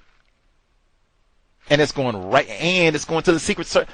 President Nixon could have been reading some of these memos. What is that Dr. Welsing up to?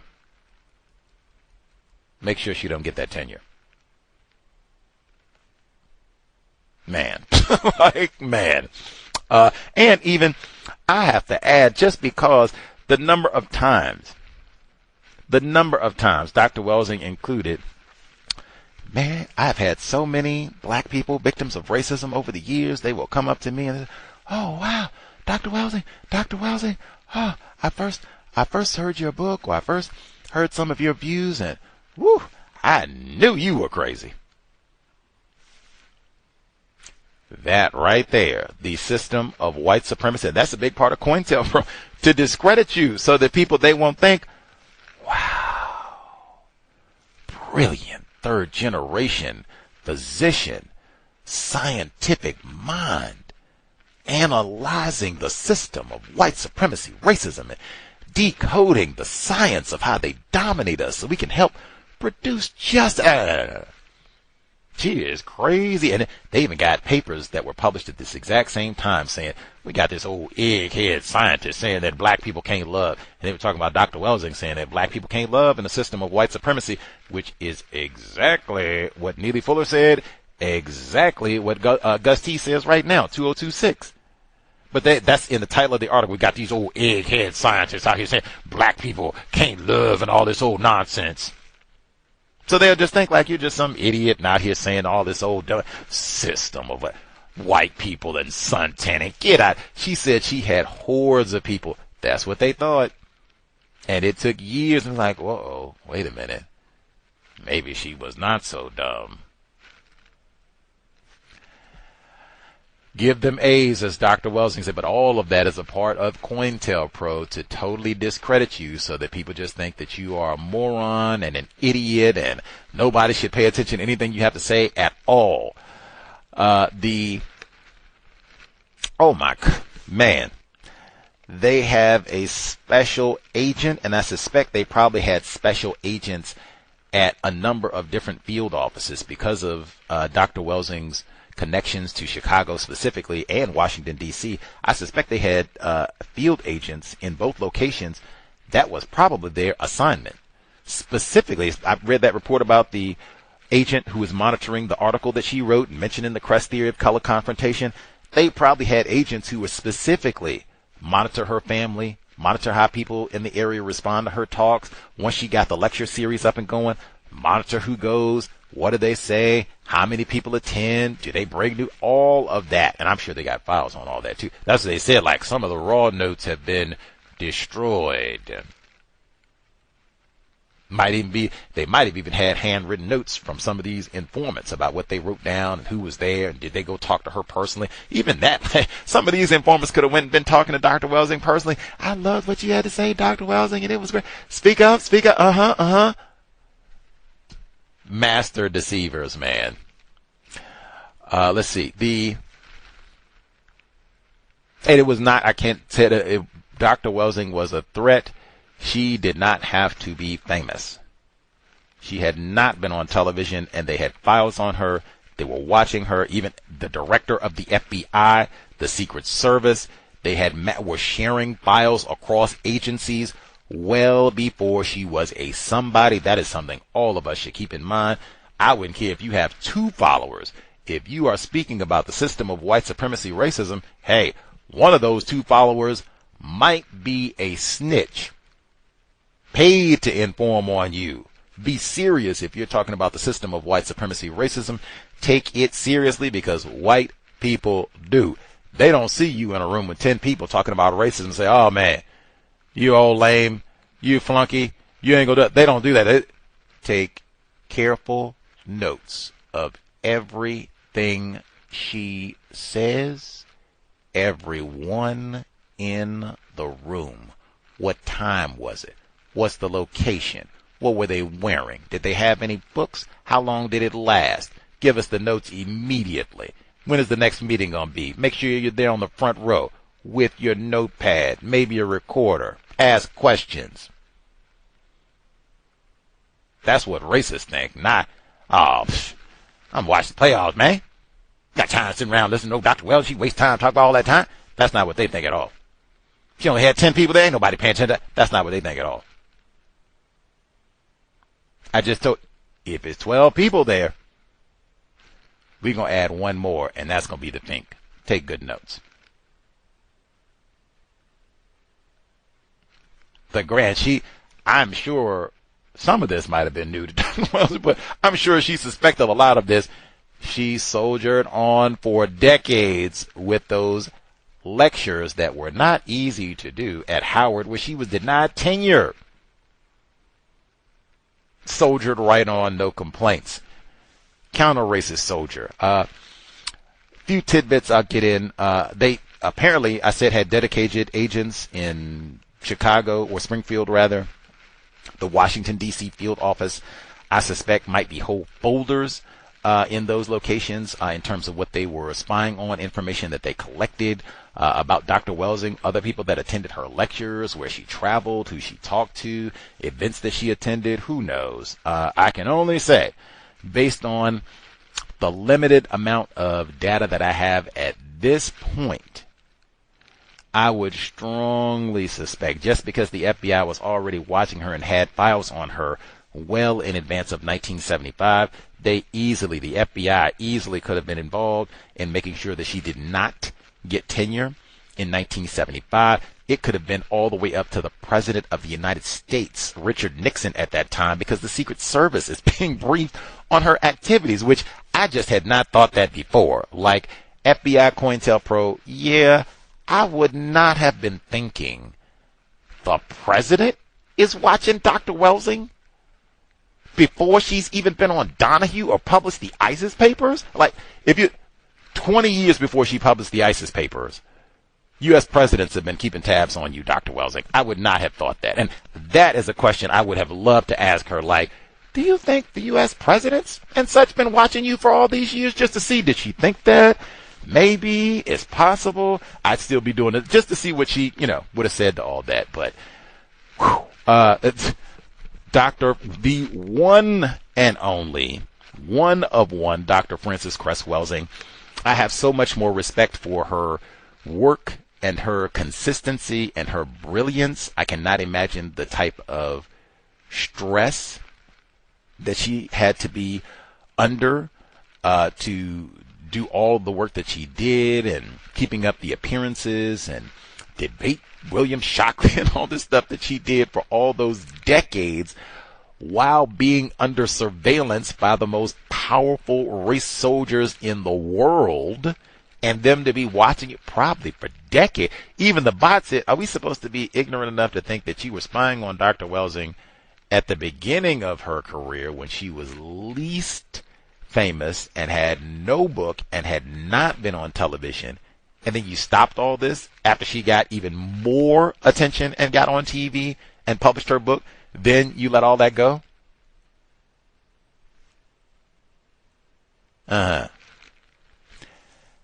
Everyone should file a FOIA request, maybe many.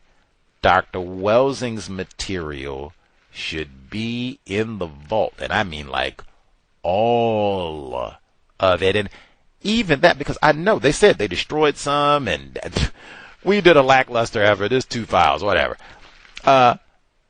If Dr. Welsing has records on par with Malcolm X, Stokely Carmichael, I told you she was mentioned with them, Jesse Jackson.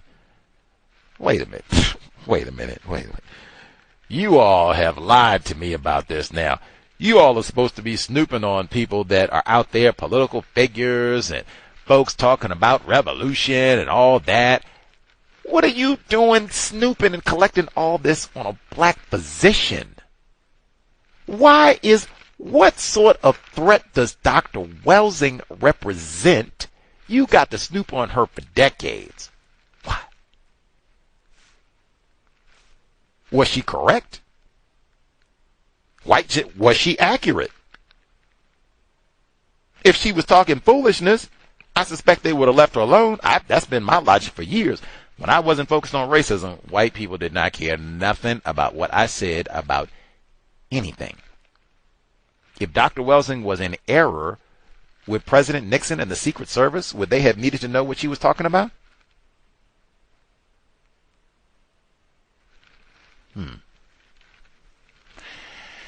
Any hoodles. If we have folks out there who have their own Dr. Welsing files, if you have different files, more files, less files, if you'd heard that before, let us know. That would be interesting.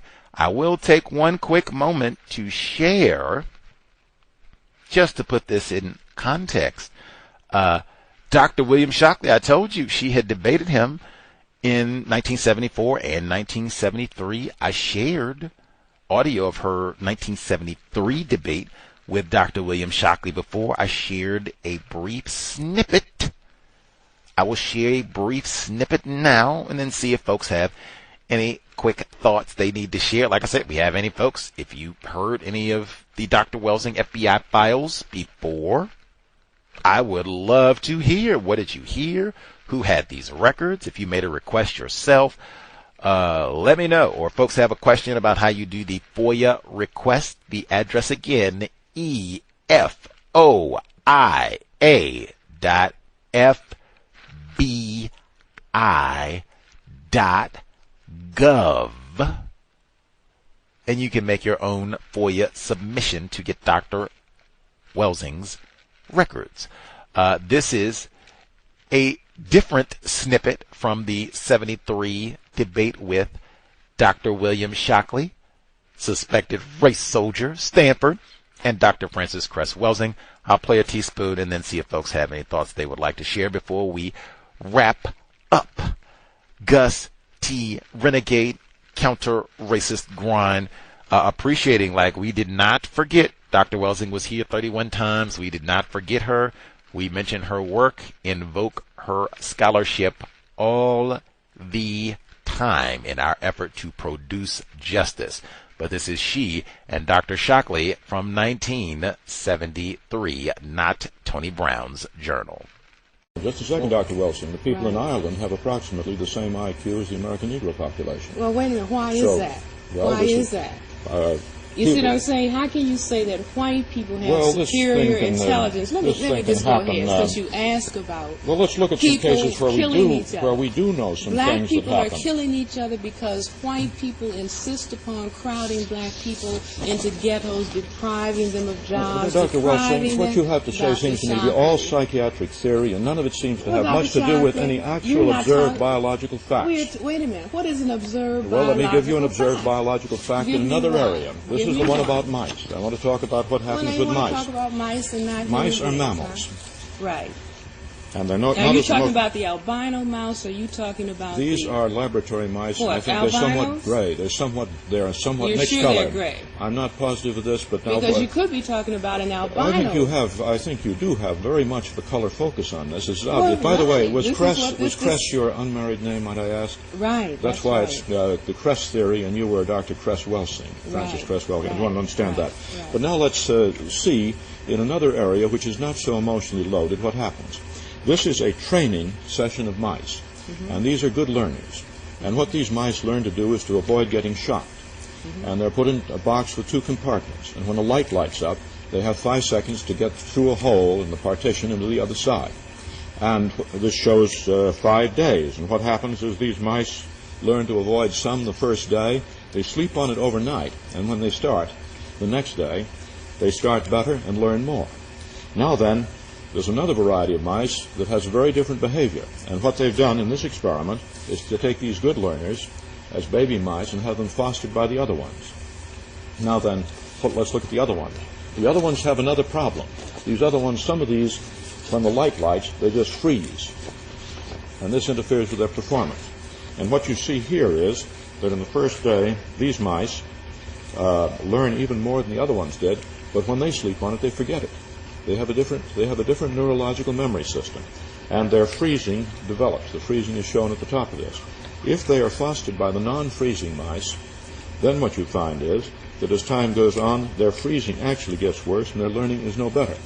This is a genetic control of a behavioral trait. There is a field of science called behavior genetics. And this can explain the difference in capacity of races. If you have selected mechanisms, so you select for intelligence or you select for ability to resist sunshine, you know there are moths which may be a light color or a dark color. If these moths are in a place where there's a lot of air pollution and soot arises on the buildings, after a few years, almost all of the surviving moths are the ones that are very dark.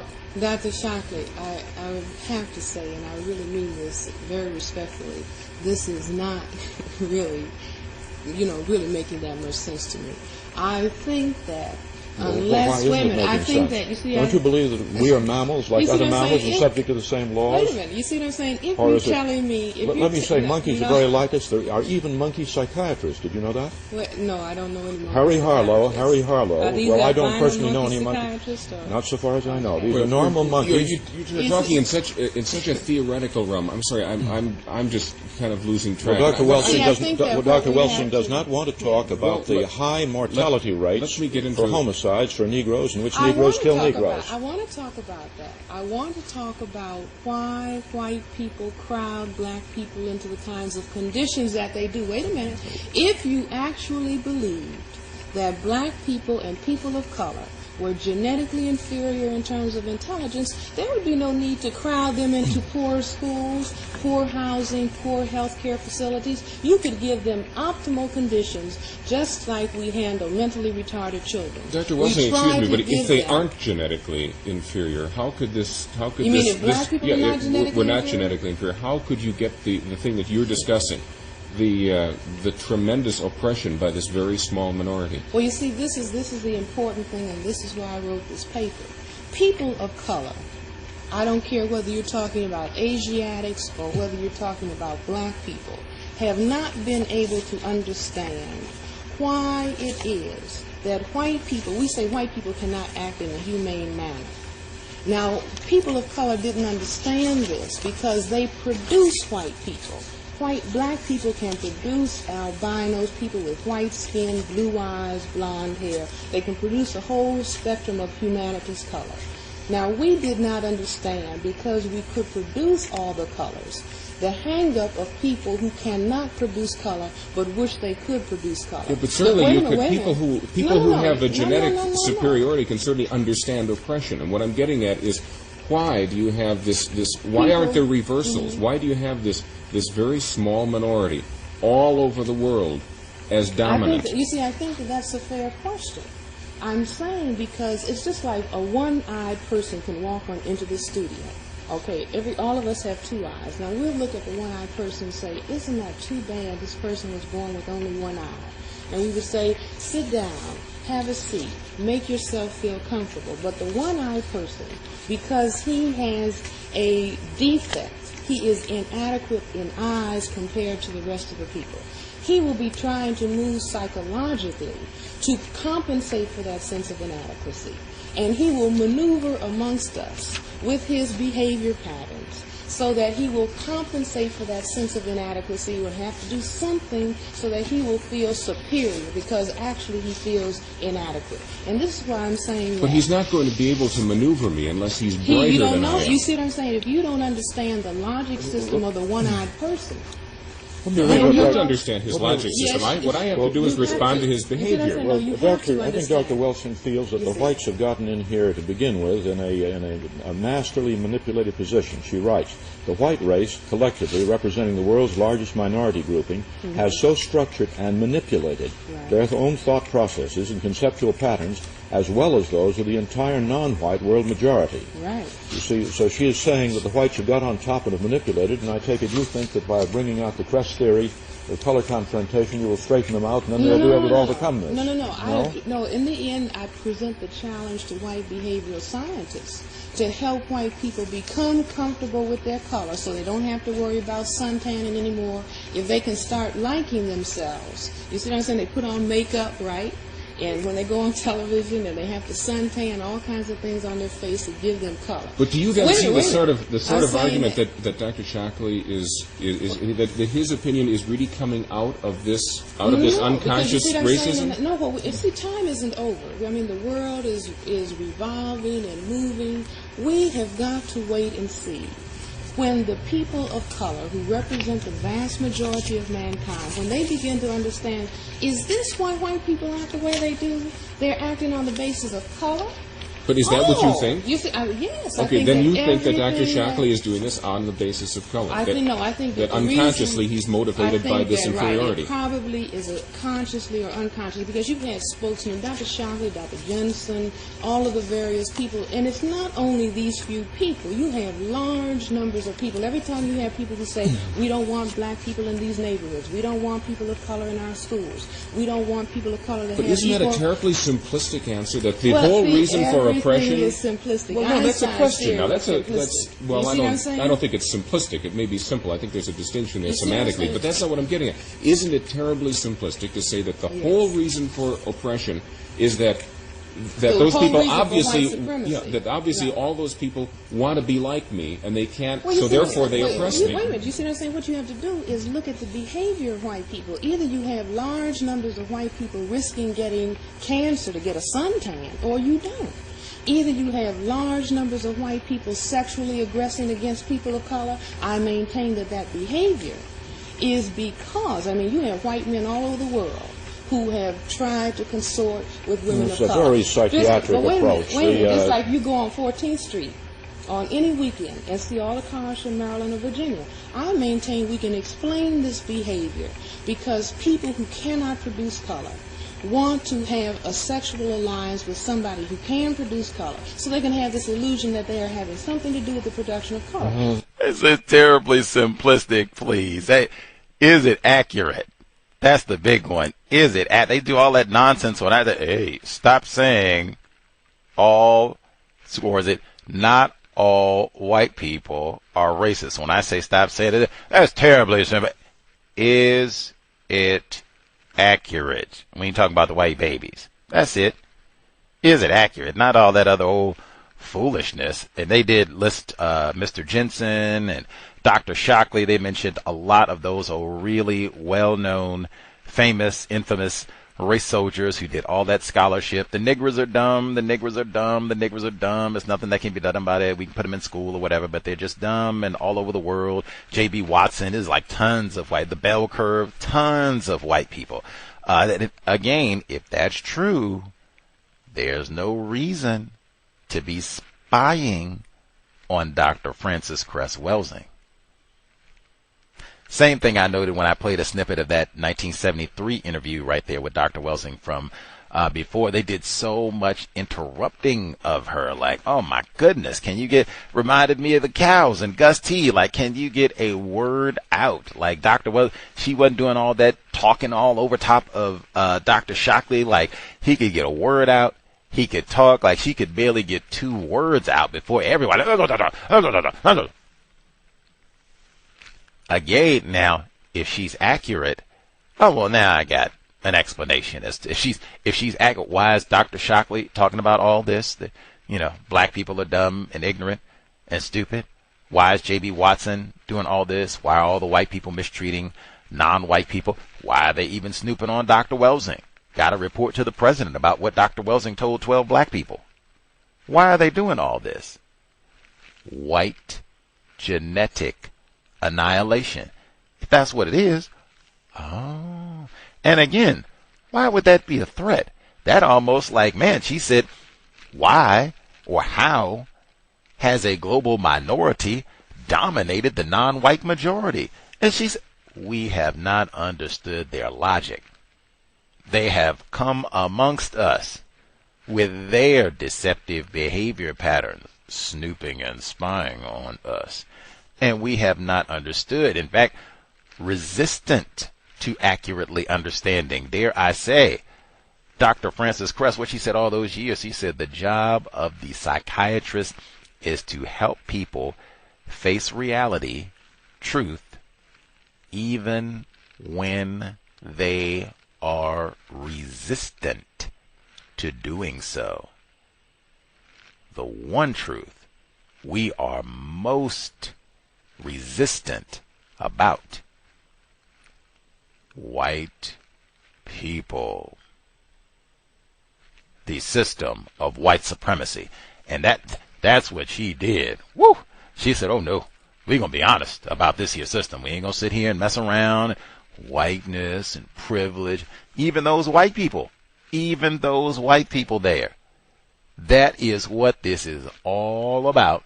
And that's why y'all keep interrupting me, talking all over top of me. No, you can't be. I didn't even really hear any of those white people getting back at Shockley. Like, hey, what do you mean the black people are dumb? It's like, hey, we'll just let Dr. Welsing get on that. The hosts hopped in, white. They hopped in to get back on Dr. Welsing. What you mean talking about white people are doing this out of color envy? What you mean? That's simple-minded. Ignorant, what you saying, Dr. What? They didn't say all that to Dr. Shockley. Maybe they were intimidated because he got that Nobel Peace Prize. Any hoodles. That was, so you got two hookups, really. Like, if all the folks say Gus T ain't counter racism and Gus T not on the team, invest racism-notes.blogspot.com. Racism-notes.blogspot.com. Hopefully, Cal's been worthy of your time and energy. I feel like today is a pretty easy one. If they say, well, what today, since it didn't replace white supremacy with justice, what about today's information is constructive or valuable to victims of white supremacy?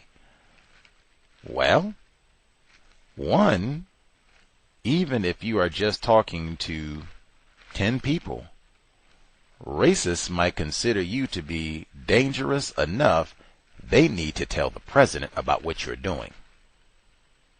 There's a lot of other things that I could say, but that alone, this problem can be solved anytime you speak about racism, white supremacy. Take it seriously. I wouldn't care if you're on television, if you're talking to a relative, if you're talking to 3 people, if you're on a stage. Take it seriously. That would be one massive one from, I would tell you. It's like, if I could get one more, man, again, I don't think Dr. Welsing was ignorant. She was a lot smarter than myself. Most of you all, I think. Maybe all of you. I suspect she might have thought, they might have a snitch in here. Might be an informant in here. They might be tracking me. I know she had her theories about her denial of tenure at Howard. She may, have had suspicions about all of this and more. She was undaunted. I don't know about you all, but if it was me, and you told me, like, okay, Gus T, you get out here, do your podcast, whatever you want to do, but hey, you get your 10 listeners if you want to. We're going to be telling President Trump what you do. He's going to get a report, full dossier on your activities, and for years. Do it if you want to. That might be enough to make me think twice. Like, I look at the ICE people, like, man, they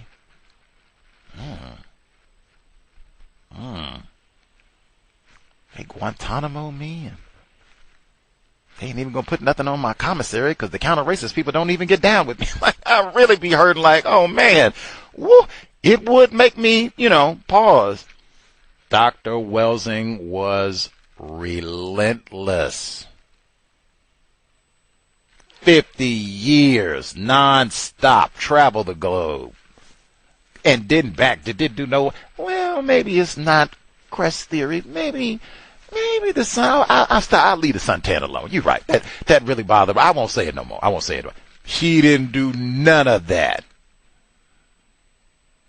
31-time guest, Dr. Frances Cress Welsing. Let's see. Victim in New Jersey. She probably got a file in the Newark field office, too.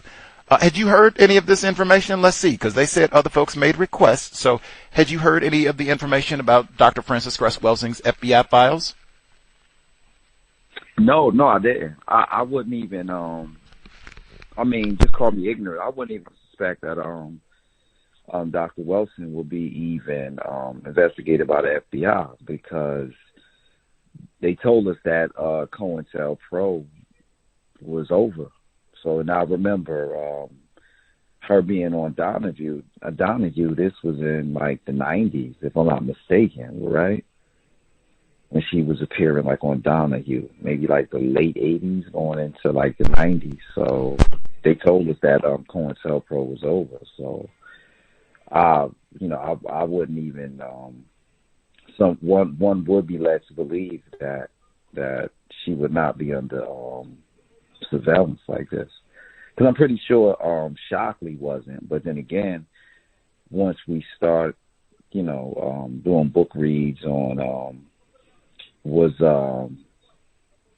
about Jim Jones and whether the CIA had anything to do with that incident in Jonestown, and Shockley and his gang and university and colleagues, you know, was implicated in such activities over there on the West Coast. It makes sense that Dr. Welsing would come under some kind of surveillance, especially discrediting, you know, guys that would be suspected of working with, you know, intelligence agencies in the United States and abroad. So it makes sense.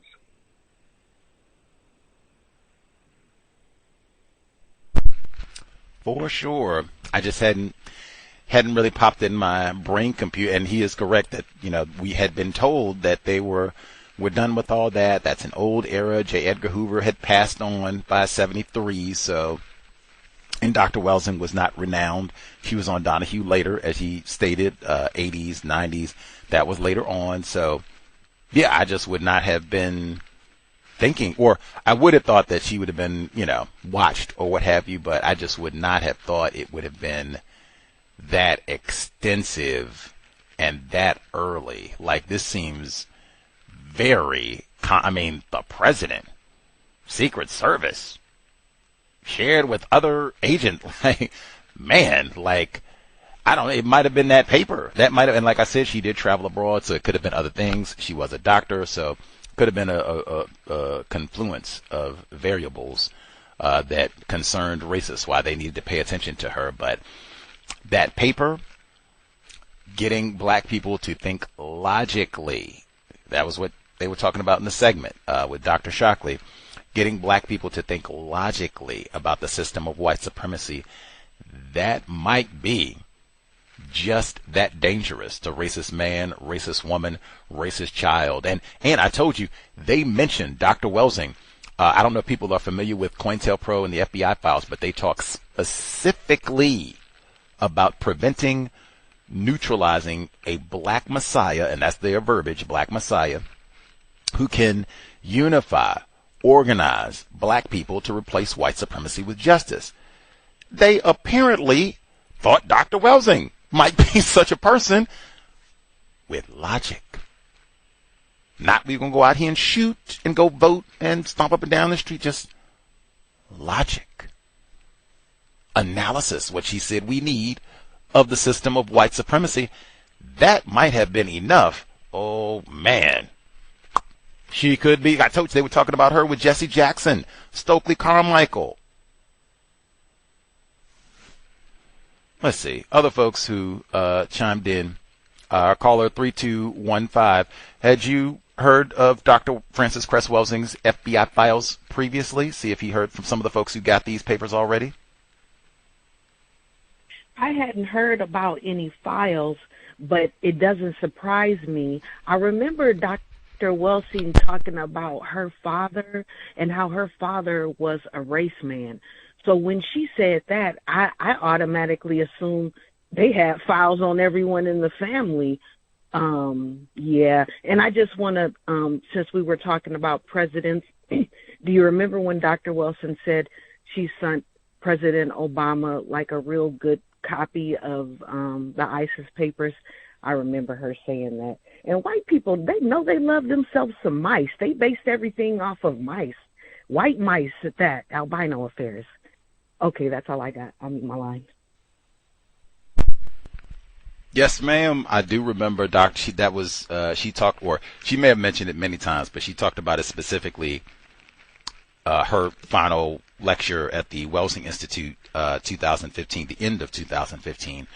And she talked about that. She said that she did indeed send President Obama she sent him a very nice copy of the ISIS papers. It was in a really nice box and decorated and all the rest of it. She said she tried to hook him up. That also, if she was not on the radar, well, she was. We can't say that. Even we'll say hypothetically, if she had not been on the radar before, she was then. But yes, I do remember that. Her sending it. That's just for the add that to the file. Add that to the file. She's sending subversive material to the other nigger in the White House that we don't want here. I do remember that indeed. And I do remember her talking about her parent. I thought the same thing. I thought the exact same thing, because they have a dedicated agent, secret agent in the Springfield office in Illinois to be paying attention.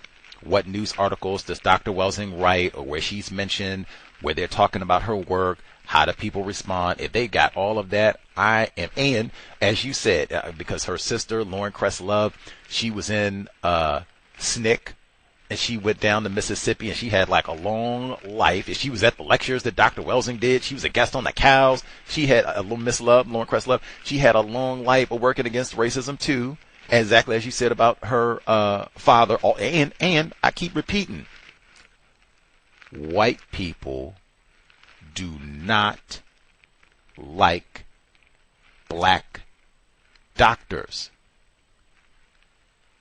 It might be enough.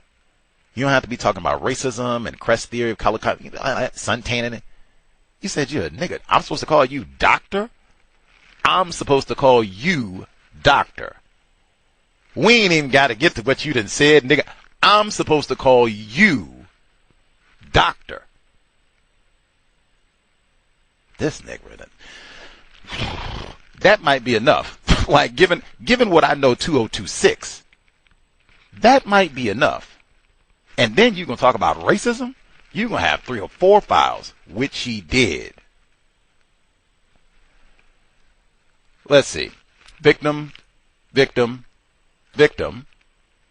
Were you aware of Dr. Welsing's FBI files contents? Had you heard folks talking about this before? No, sir. I wasn't aware that she had a file, but going back to Dr. Kenneth O'Reilly's book, and I was pointing out that in that book there was people that were being surveilled that only had 23 cents, I believe, in their bank account. And I don't think they were of any real note. I would definitely believe that someone to the status of a Dr. Welsing or even Neely Fuller were being surveilled and investigated and kept tabs on.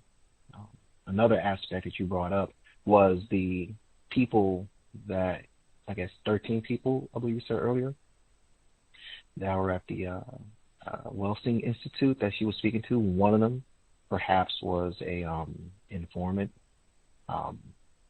just to say that this person was talking about just what we see every day, sun tanning of whites, and he also pointed out that Dr. Welsing, always said that, we shouldn't use this, what we know, to hate white people. Just understand that this is a total system structure that we live in. That person or that informant snitching on Dr. Welsing, that's very interesting, considering that we who contact, broadcast and talk about racism, from time to time, we can all be being surveilled, and that's something we have to very much deal with and accept for our own situation. I myself, I'm going to submit for a FOIA on Dr. Welsing's behalf as well. But yeah, that's my take on it. Definitely much appreciative to all of the Dr. Welsing's efforts, regardless of everything that she's been through. Definitely appreciate all of it. Thank you. the grandsister, Dr. Frances Cress Welsing. For sure, that is 13 people, and one being an informant. That is 1, 2.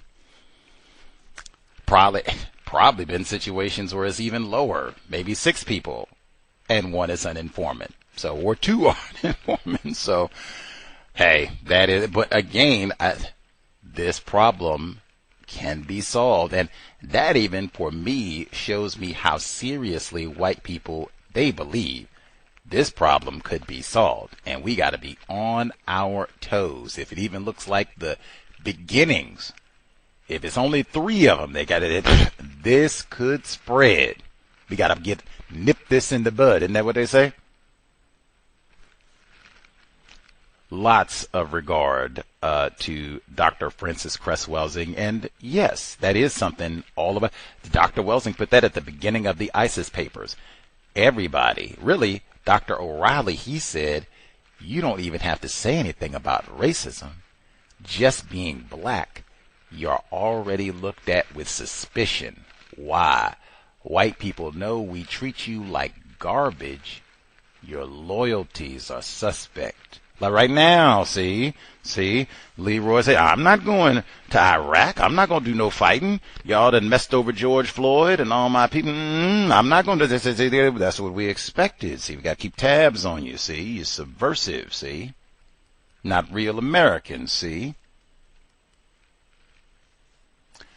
Our caller at retired firefighter. Were you aware of Dr. Frances Cress Welsing's FBI files? You aware of this material already?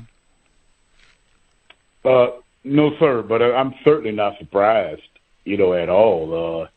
Even at the earlier part, I think you were saying before she wrote that book, the federal government is no further away from her residence as a cab ride. With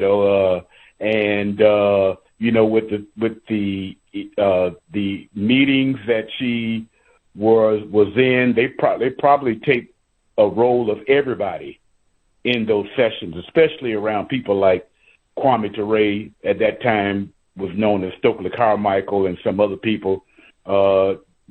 Just whoever they were at the time, individuals who was very vocal about destroying the system of racism, they would go to Washington, D.C., and she would be at some of those events. And also from the standpoint, not only because she was a physician, she was very unique in her method of psychiatry. Very, very, very unique in that. Still is today. You go to a psychiatrist, and they're not going to talk about racism, white supremacy, even a black one. It's not going to talk about it unless maybe if you bring it up. So apparently, what they were hearing, they understood as being having either some correctness or correct, especially when she started focusing on what the origins of racism, white supremacy from her point of view, with the idea in mind of melanin, the lack of melanin, the inferiority complex that white people have based on their lack of melanin, that sort of thing. They have an idea. I mean, if I was on that side, I would research her, saying the things that she was saying at the time. And then with that book and the appearances on programs, that escalated it even more, because now she is getting popular, and in turn, that's going to be a demand that more non-white people are going to do more research on what she's talking about. So, like I said, if I was on the side of racist white supremacy, I definitely would have been studying her. And that's all I have to say. Thank you. They did logical racist. They used quite a bit of logic to keep all this going, and they did study Dr. Frances Cress Welsing, and it seems like, like I said, like I guess we would have to get all of the records to see when did they start. Like, did it begin with that paper? Did it begin when she went to Germany? Did it begin with her family, generations ago? It started, before all of this. She wasn't even born and it had already began. When did all of this start? That would be, really interesting to see. At what point did she become a threat where we got to be, what? She was where? What is she talking about? She like all of that. Even if it's just 10 people, we better have somebody. Like, at what point did that happen? That would be really interesting to see. Were they watching her entire family in the Chicago area, Springfield, Illinois area? Were they keeping tabs on everybody? How deep did this extend? Like, are we talking like phone records? Like, what do we, because I could, man, the number of times that she talked to Neely Fuller Jr. on the phone, or whomever, about racism, white supremacy, were they tapping her phone? Jeez, like, did they transcribe, like, all these conversations about racism and her hammering out her theory and all of that? Like, I would be very interested to see just how deep, and then how long did this go up until the day that she passed away? Like, how long did and if she's sending books to President Obama, there is no reason to think that, oh, yeah, she's chilling. She's not, she's old now, we'll let her enjoy her senior. Like, that does not seem logical to me at all. So, yeah, what sort of surveillance did they have, 2000s, 21st century style? She's deceased now. Like, let's get the whole thing. Let's get the whole thing. Everyone should file. I say it's kind of lazy if you do the one per year. I say that is a little lazy. But everybody should do, at minimum, the one per year. You really don't even have to turn the television off. EFOIA.FBI.gov. You can go. You will have to register. That does take a little bit of time, so that might be like half an episode, 15 minutes or so. And then once you actually get to the request part, that, like, it might be a full 30-minute episode.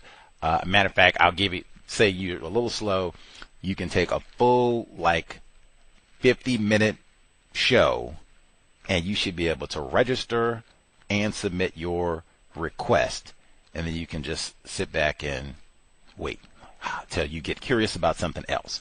It might take some time. Like, I've been told that white people, they got all kinds of tricks. They can do you with the redactions. They can do you with the blank pages and ambush you with paperwork and going back and forth and all this old nonsense.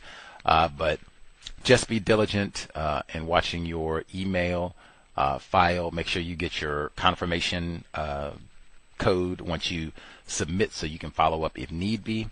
And be curious about things, because there should be, things that happen in your area or other cases or other people that you would be interested in getting information about, where you could do the same thing. File, a FOIA request, get information. I think this sort of thing might help us better understand the system of white supremacy racism. It is very different to say, well, I bet they were watching Dr. Welsing, or I think they were watching that. No. According to the FBI record, they had informants recording Dr. Welsing way before she was an established somebody. When she had an audience of 12, they were sitting there taking notes and keeping files on her for years before she was even denied tenure at Howard University. That I do think is staggering. Even, again, remembering all the times that she said she had people who said, oh, man, I knew you was crazy. I knew you had to be loony. And then, oh, I got more information and maybe you are not. Saying that to somebody who has been surveilled by the Secret Service, FBI, God knows what other government agencies, you think I am stupid and crazy, and I'm a third-generation physician to boot? Ugh. The disgrace of it all. And she said that that was so, that just tells you how effective the system of white supremacy. You have people who can barely spell physician saying this to a third-generation physician, like how, and you haven't even read Racial Matters, the FBI secret file on Black America from 1960 to 1972, which Dr. Welsing and Gus said, you are disqualified from discussing racism, white or non-white, if you have not read this book. How dare you? You gonna come up and tell me I just knew you was, you can't even spell racism. What do you mean I'm crazy? That would be, I guess, enough. Like, we should all be very humble. Like, it should not be, you have no ideas, especially with regards to critiquing other victims of racism. The person that you're sitting up, coon, you don't know what you're talking about, you sell out, they might have an FBI file. The FBI might not think that they are a coon. The FBI might have them listed as an extremist threat as well. Now they got to deal with that on top of you, coon, you or, boy, I knew you was crazy. I done said that about 50 times. We can humble ourselves, and as we lower our head, read a little Dr. Kenneth O'Reilly, Racial Matters. Oh, my Lord. Niggers, and I believe in the book, unless my memory is off, it was $33, which is about the same as 33 cents now. But I think it was $33 that they had in the bank, and that was enough to land you on the, we got some dangerous, subversive niggers that we're going to have to keep an eye on. Might be dangerous. But like I said, 33 cents, $33, it's all about the same. Any other folks have comments that they wanted to make sure they got in? Yeah, Gus. And, even with the Cress theory, it makes sense when you start to look at the place called Israel, where openly they say, to have this theocracy, white theocracy, they can't naturally allow the Palestinians to integrate because they wouldn't be able to maintain the Jewish integrity. They wouldn't be able to maintain a Jewish state because of commingling and, they have to keep a form of population control. And that is aligned with the Cress theory. They can't allow black people just to, freely integrate in their system, whether sexually or economically. It would basically, wipe them out genetically. And even when we pay attention to what's going on in that area known as Israel, as we look at the conflict between Iran and Israel, they're not killing their entertainers. They're not killing their dancers. They're not assassinating what we would call, their comedians. They're killing their scientists. They're killing their thought leaders. So, just paying attention to what's going on in that area of the world, it's the Cress theory on full display if you pay attention.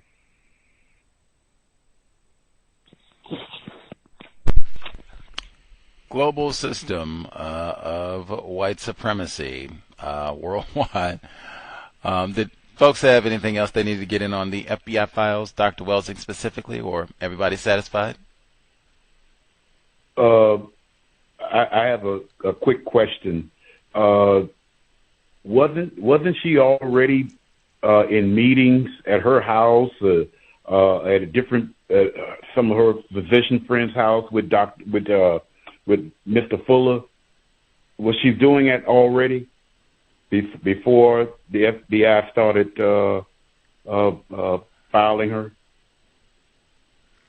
I don't know the exact time when those meetings were happening, but as my understanding and memory is, yes, you are correct. Dr. Welsing was having like Mr. Fuller, because all these folks are in D.C., so as you said before, like this is like a walk. You could walk to these locations or bike ride or whatever, take a taxi, whatever. But yeah, she was having Mr. Fuller, other black people, and I think according to her own testimony, I think I remember her saying this, that they would come, hang out at her house, talk for hours at a time. I think this may have been happening in the 70s, so I suspect Dr. Welsing was probably already under surveillance by this time. They might have bugged her house. Like, that's what I was saying. Like, how deep did the surveillance go? If she's had some of these people, if they're under surveillance too, and you got a whole nest of these subversive niggers, they might have transcripts of some of these, hangouts where you got Dr. Welsing, Mr. Fuller, all these folks. Who knows? But yes, that is my recollection. I think Dr. Welsing told us that, yes, they would hang out, chat it up, and I think she would have already been under surveillance then. And here is the white supremacist concern. Also, she would, after the meetings were in about 4 o'clock in the morning, and I think I heard her say, or either Mr. Fuller say that, when you're young, you can do that. Because I have been involved in certain things of that nature also. You'll be meeting until 4 o'clock in the morning, you get up and go to work. She would go to work at one of the most popular institutions in the Northwestern Hemisphere, Howard University, definitely out of the historical black colleges. And in turn, I know that she would be sharing her thoughts with those young people. And that was very popular during that time. And of course, anybody who they was able to target to be the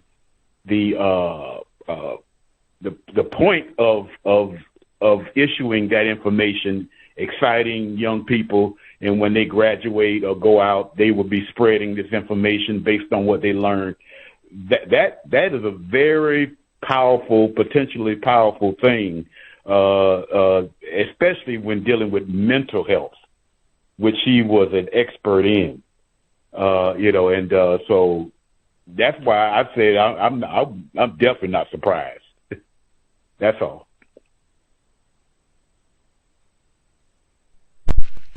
Much obliged, retired firefighter in Florida. And we just read Shar Adams' Black-Owned, The Revolutionary Life of the Black Bookstore. Now, I did grouse. Dr. Welsing is omitted from that book, and that might be deliberate. Hey, she has an FBI file. We don't want that old subversive Negro in this book. Okay. But she mentioned, Shar Adams, she mentioned in that book, black bookstores like Drum and Spear. The reason that we read that old boring dissertation, Drum and Spear, former bookstore in Washington, D.C., that I bet Lauren Cress Love probably went to as well. Dr. Welsing used to hang out there all the time.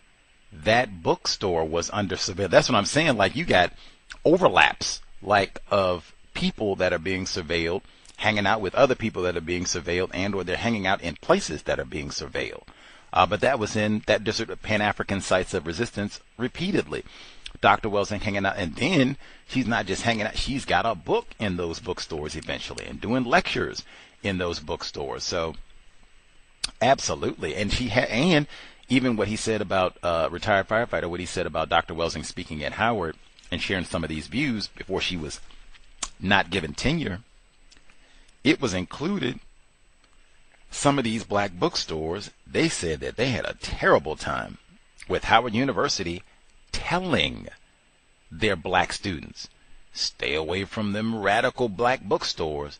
I said that during the book club, like, wow, man, if that's the case at Howard, Chadwick Boseman, if that's the case, woo, nigga, you and that Cress theory, you are getting up out of here today.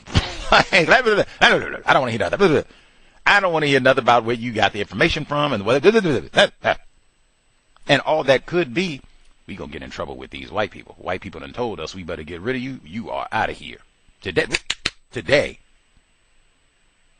I think we already heard Howard is right there in what that's also a bike ride away from J. Edgar, or not J. Edgar Hoover, because this happened after that. Who was the director after J. Edgar Hoover? I did my work. I wasn't supposed to be lagful in that. Clarence M. Kelly. He would have been the director during the entire time for all the reports that I read from 1973 to 1975. He was director until 1978 when the Bureau was supposed to be overhauled, new and professional, and we don't do all those old black bag jobs and all that. And even that's one to ponder. He testified. Some of these records are when the hearings on COINTELPRO begins. Clarence Kelly, white man, he goes and testifies like, hey, we don't do all that before, and I apologize, and we're going to do right, and we're going to do better, and we got a professional organization now. We respect the law and the Constitution. And at the same time, where's that Welsing report? What's that nigger woman up to?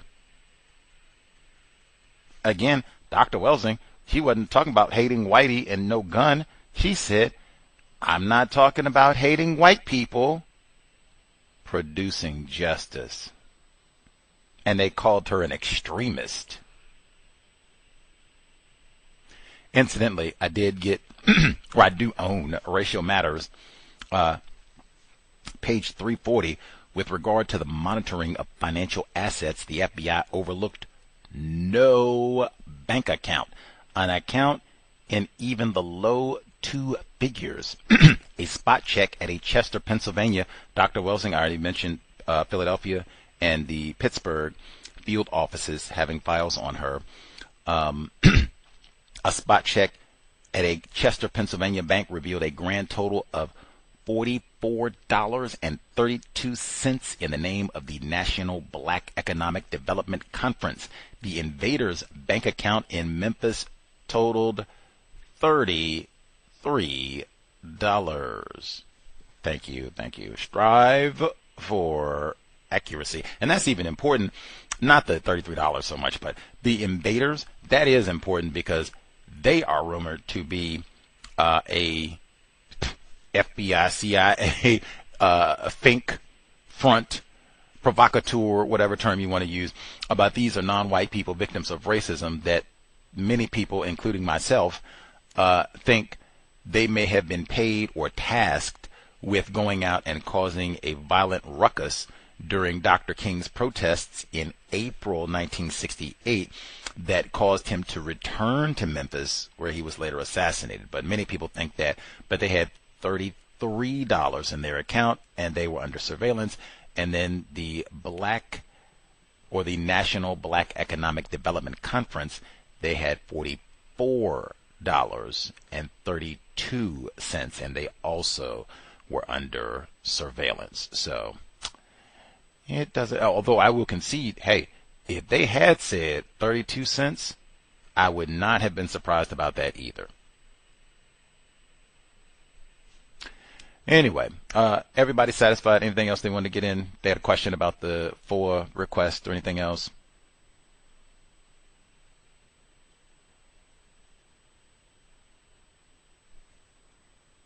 Everyone good?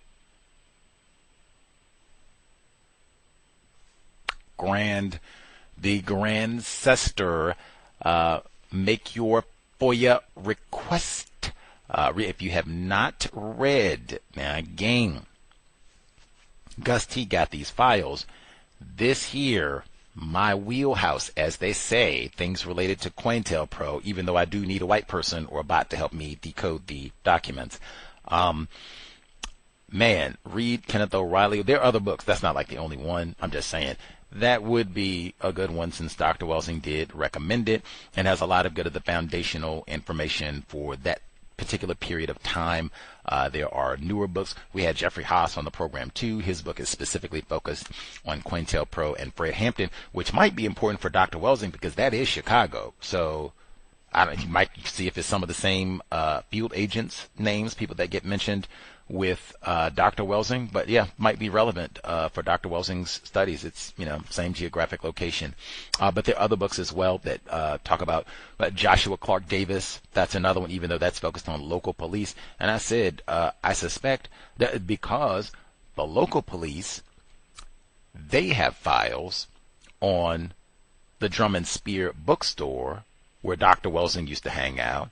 I would think that they would also have files on Dr. Welsing for hanging out the bookstore and everything else. She was lecturing, writing books, all of it, everything, maybe natural hair, all of it. So yeah, it's so much. Reading nonfiction is massively more important than watching television.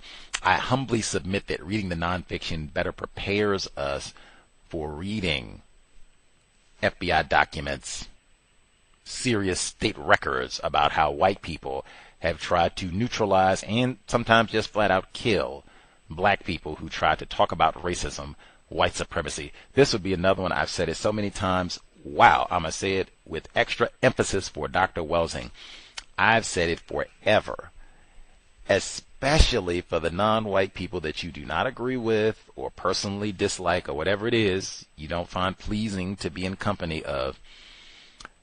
Especially then, but at all times, strive for accuracy if you're going to, quote, talk about another non-white person and present their views. If you've got to do this, which generally doesn't have to be done, but if you've got to do this, be accurate, and I mean verbatim, to the syllable, accurate. White people have been killed and subject to illegal state surveillance just for talking about racism. Dr. Welsing did not. I have never heard Dr. Welsing talking about going out and we got to get arms. Whitey is not going to stop messing over black people, and tonight the Welsing, I never heard nothing like that. I never heard Dr. Welsing talking about, no, we need to go out here and we got to get never. She is a healer, which again might have been enough for white people. But she was not out here talking about we need to go and be militant and we need to go to get our guns and take karate and all. She said it is not about hating white people. I even said I was annoyed about her saying it. She said it all the time. White people heard that. Extremist. Got to watch her. President.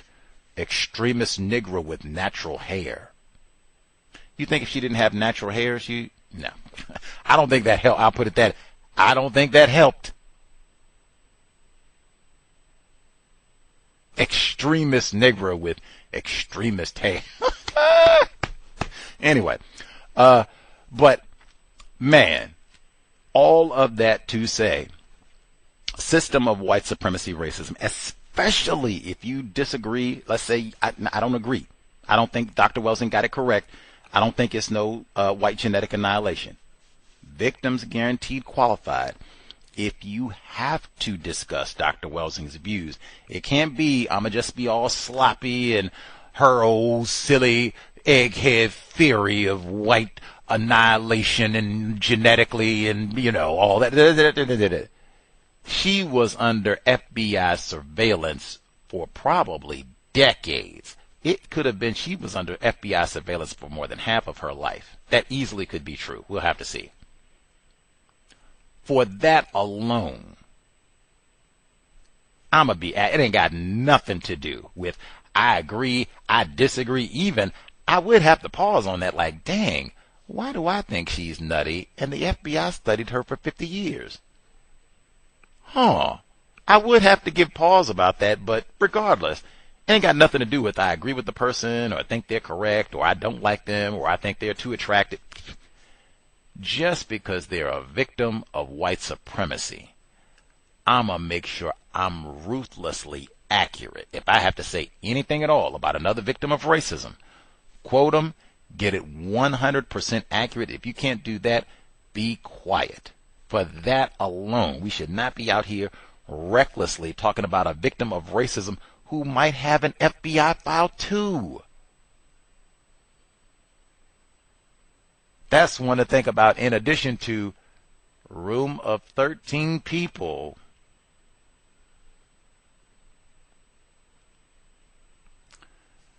Again, do not call me brother and sister. Remind us, no, for sure, everybody here is not a brother, a sister. United, independent. File those FOIAs. Sobriety would be best, especially if they're going to have informants everywhere. And if it's just 12 people, the president might get a briefing on what you talked about. Man, if you're going to talk about racism, we are super sober. Going to need my brain computer functioning at the highest level. Creator, remind us. Stop saying not all white people are racist. Remind us.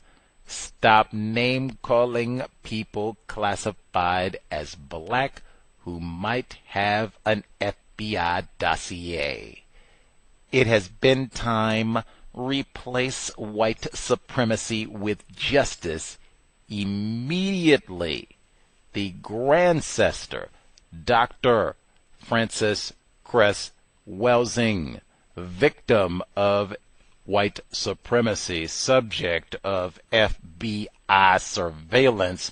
We will continue to investigate to see how long, how deep, how much snooping did they do. I told you the peeping. How much peeping did white people do on Dr. Welsing? White genetic annihilation. Facts. That's the greatest confirmation you can take. Cow signing out. Thanks all for tuning in. Nigga, you so brainwashed. I'm a victim, brother. No problem. You're a victim. Man, I'm a victim of 400 years of conditioning. Shut up. The man has programmed my conditioning. Even my conditioning has been conditioned.